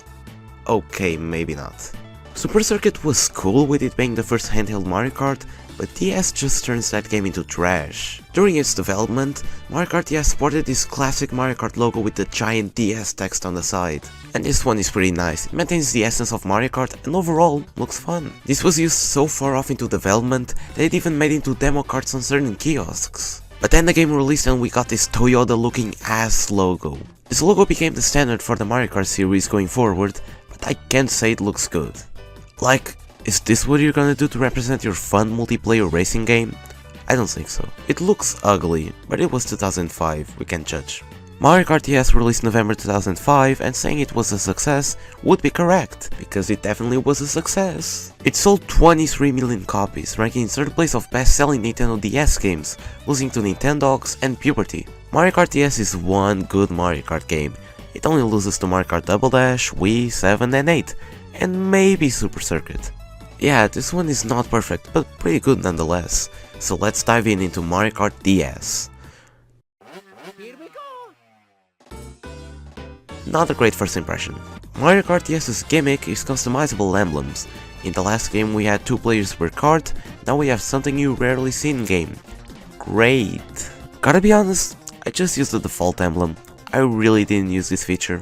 Since this is another Mario Kart game, you know what I did. My bitch ass decided to 100% the game. See this? I live this. This is our starting roster. All 64 characters return, plus 4 more unlockable characters. Drybones makes his Mario Kart debut, and this is just funny. So they picked the dead Koopa Troopa instead of an actual Koopa Troopa?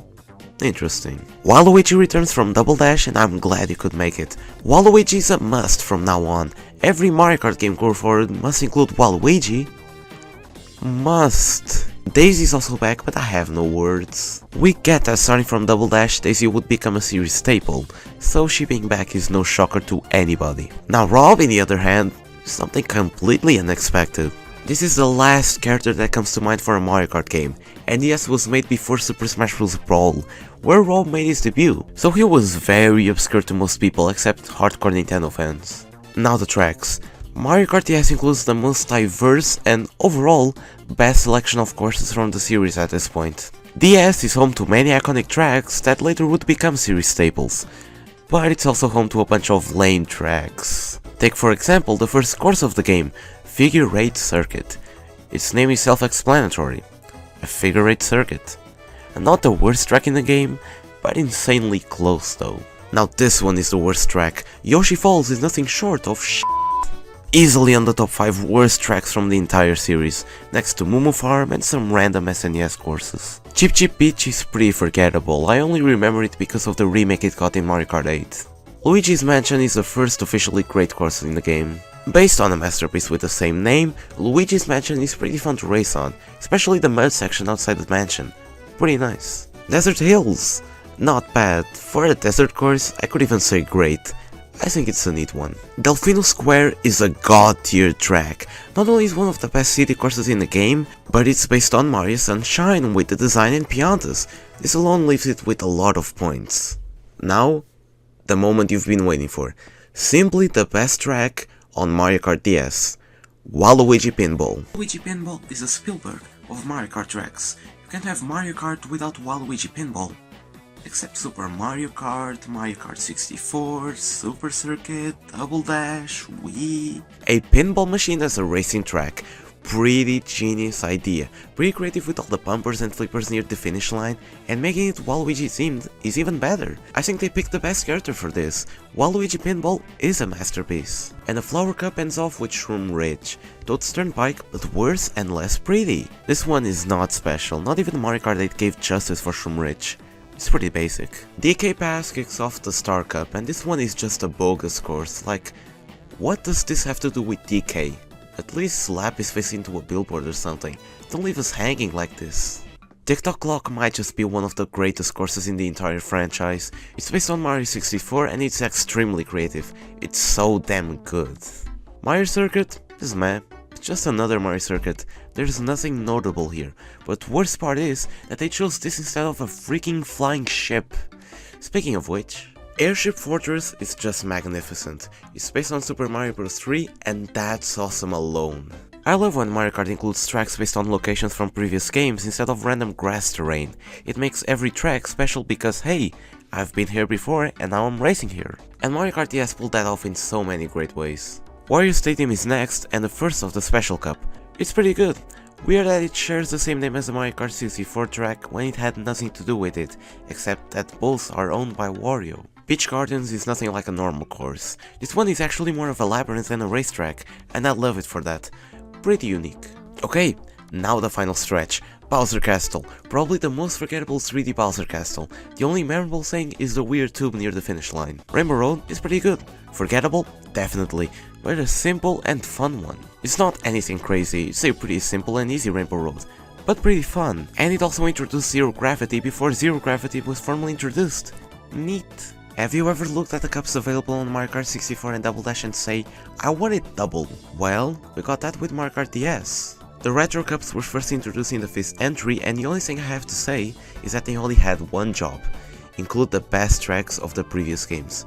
And what did they do? Mario Circuit 1, Moo Moo Farm, Peach Circuit and Luigi Circuit in the first cup. Yes, all the worst tracks from the previous games in one cup. Fucking amazing. Okay, maybe Luigi Circuit is in one of the worst, but the rest is terrible. How did this happen? And the trend continues with SNES Donut Plains 1, 64 Frappe Snowland, GBA Bowser Castle 2, and GCN Baby Park. No other course was massacred as much as Baby Park. They made it only 5 laps and be bland as fuck. Things start to get a little better on the Leaf Cup. SNES Koopa Beach 2, 64 Choco Mountain, GBA Luigi Circuit, and GCN Mushroom Bridge. The only odd one is Koopa Beach 2, the rest is pretty valid. The final cup is pretty underwhelming, not gonna lie. SNES Choco Island 2, just no. This is the worst thing you could put on the final cup. 64 Banshee Boardwalk. I just hate this track, I am repeating myself again. GBA Sky Garden. Yes, this was absolutely necessary. And we finish off with GCN Yoshi Circuit? For the final track of the final cup? Really? It's a great track, nothing against it, but why not a Rainbow Road? Or a Bowser Castle? Something interesting for once. Overall, in terms of courses, 50-50 on this one. We had pretty good ones like Waluigi Pinball and Delfino Square, but the retro ones completely ruined the ranking. What can I say, really? Battle mode returns and what can I say?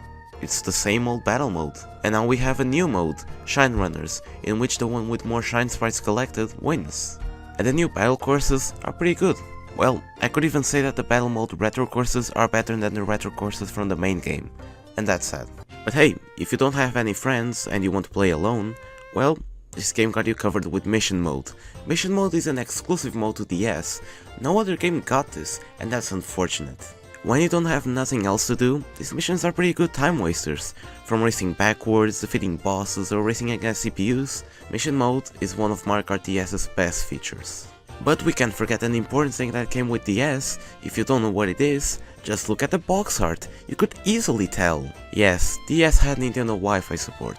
And the cool thing is that you could play Mario Kart DS with a friend, even if they didn't have the game. If they had just a DS, they were good to go. However, their only playable character would be a Shy Guy. The price to pay for shame. Well, let's give it a try, shall we? Mario Kart DS is a pretty fun Mario Kart, and one of the best to 100% to be honest. Your hard work will be paid off with Rob on the character select screen. Couldn't ask for more. Yes, if God had a name, most likely it would be Mario Kart DS. And hey, we're halfway through the franchise. I can see what's in store for us next time. We're gonna need a bigger sack. Yum, minerals. So what do you think about this? About what? All this water. We camped outside for a month to get it. Yeah, then no one showed up. It didn't live up to the hype. Pretty underwhelming.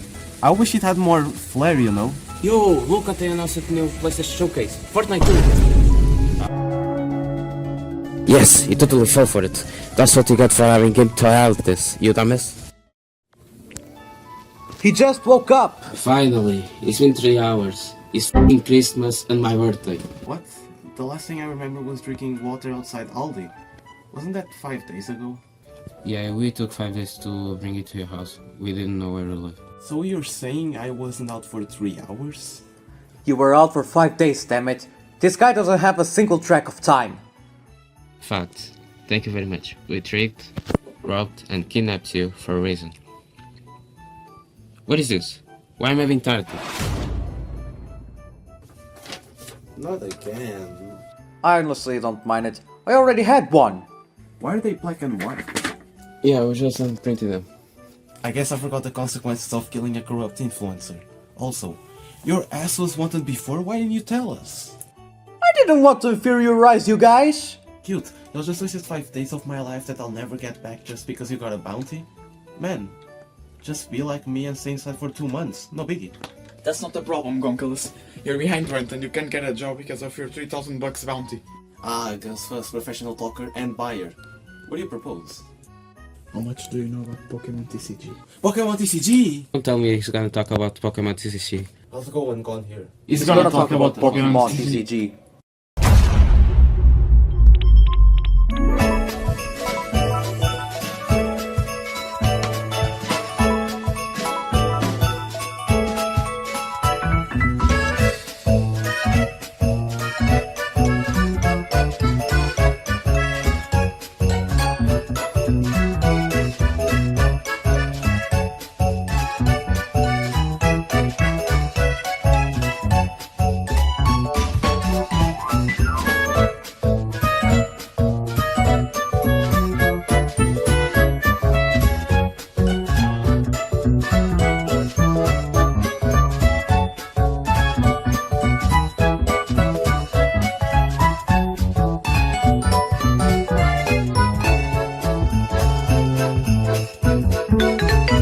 I could go for something jolly today.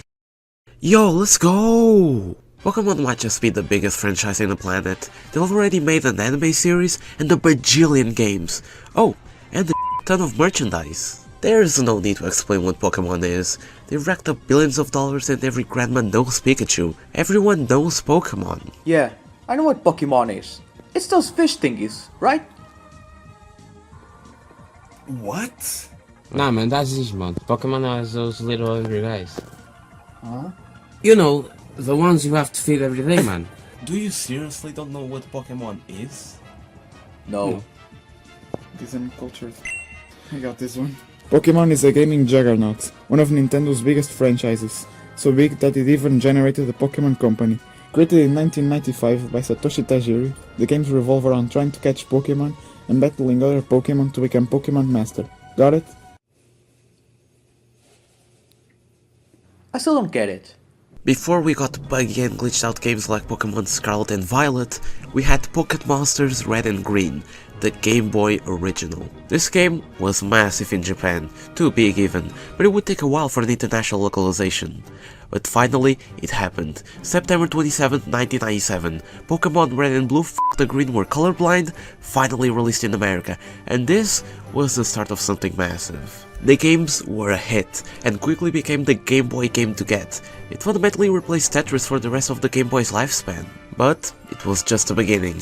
1 year later, the Pokémon anime made its US debut, and saying it was a success would be an understatement. It did release earlier in Japan, but its reputation was quickly destroyed after a certain incident happened.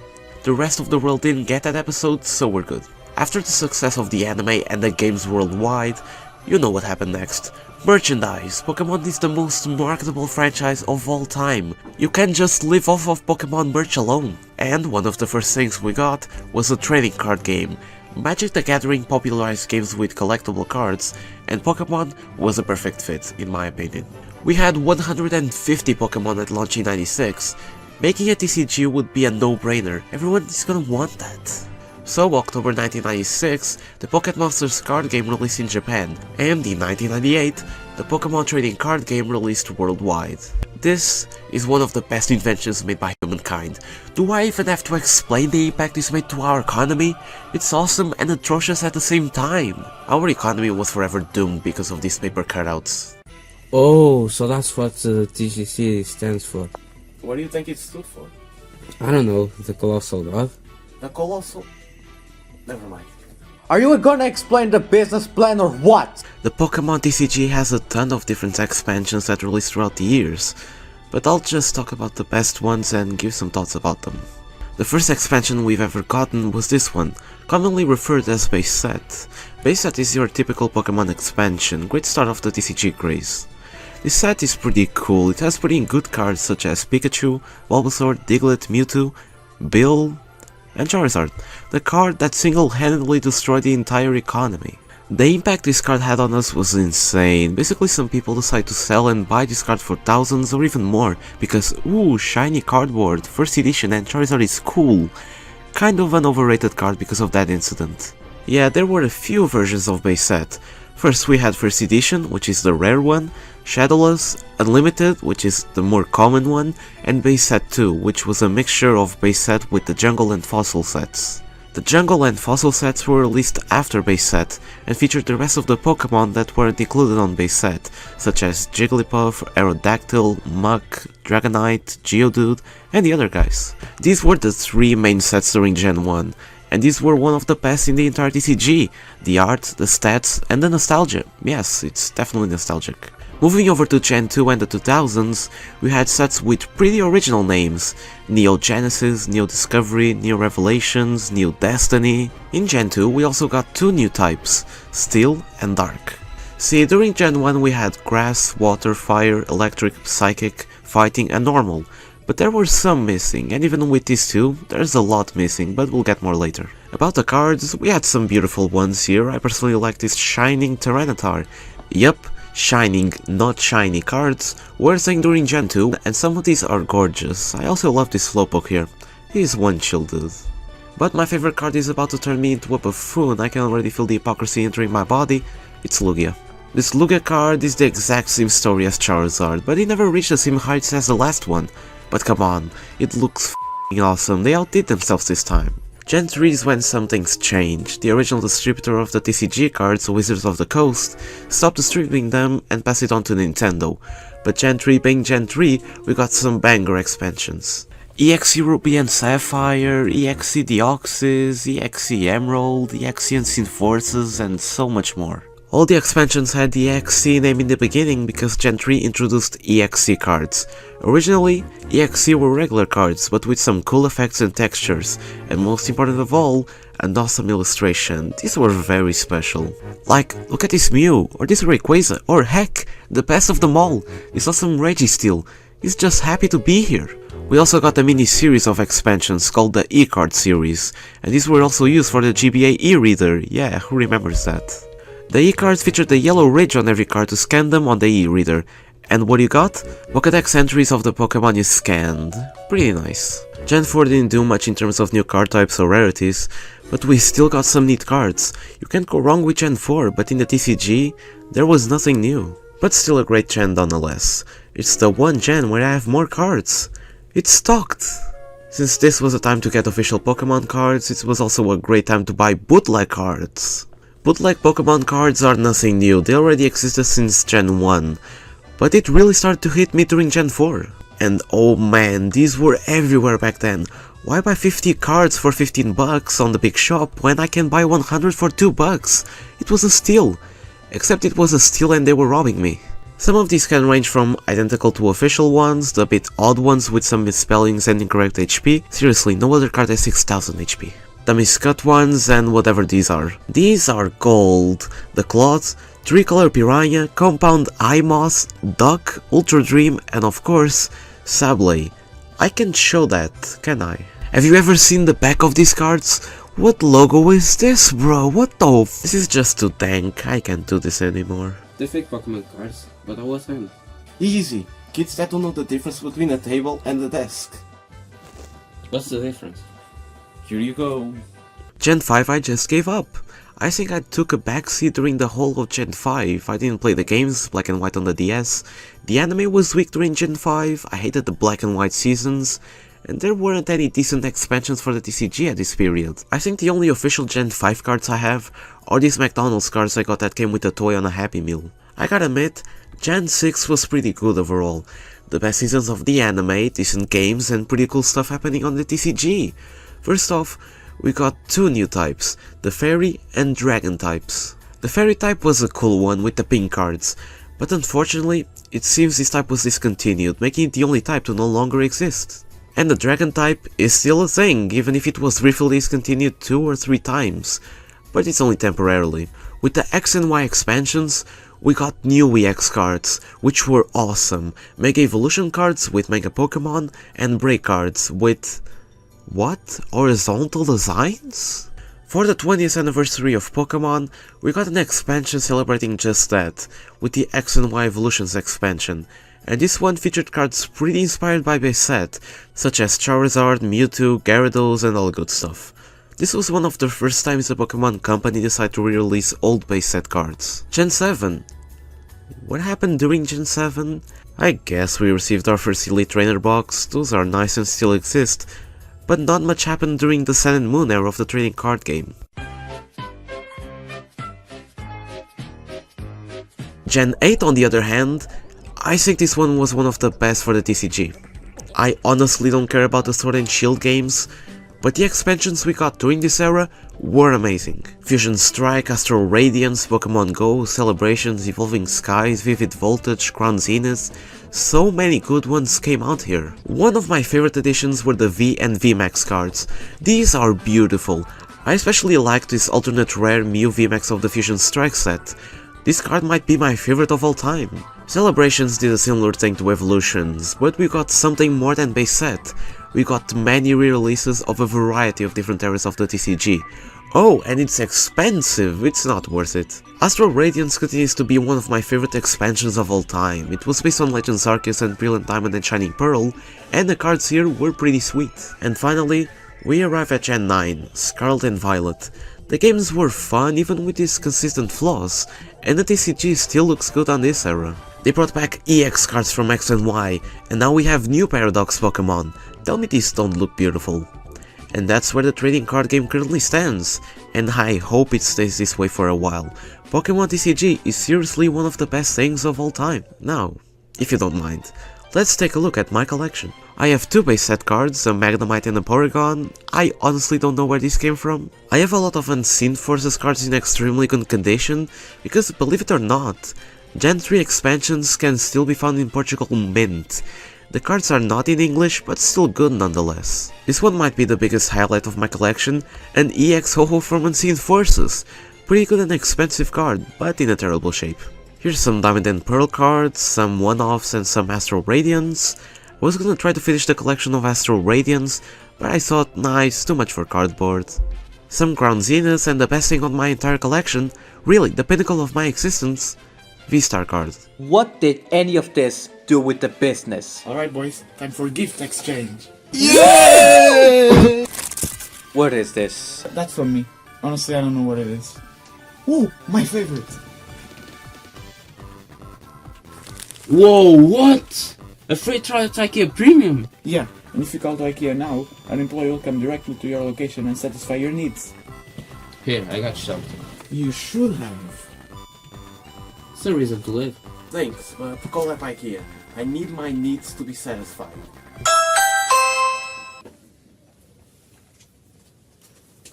What? An employee couldn't appear at time?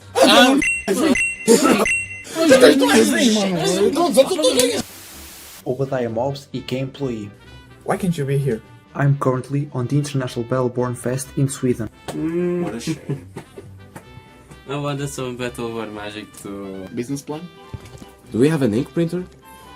I do have an ink printer. We don't need it. How about we do this? Let's sell my fake Pokémon cards. I have dozens of them. Congratulations! You're my first and only customer to be dumb enough to succeed. We'll start next week. New Year's can wait. Can we call it the Gex Guild? Yeah, sure. Placeholder name of an organization that sells fraudulent products. Awesome, now I can receive money while playing games. Let's go! Yeah, this business thing is going to be great. Let's hope it stays afloat. Selling fake Pokemon cards? The kids will love that. We're gonna make more money than my bounty! This is a Christmas miracle. How did you get such a great idea? I don't know, we must have slipped. I can't wait for the next week. Everyone is gonna want a piece of the Gex. We didn't sell last week. Let's turn to mercenary economy. Okay.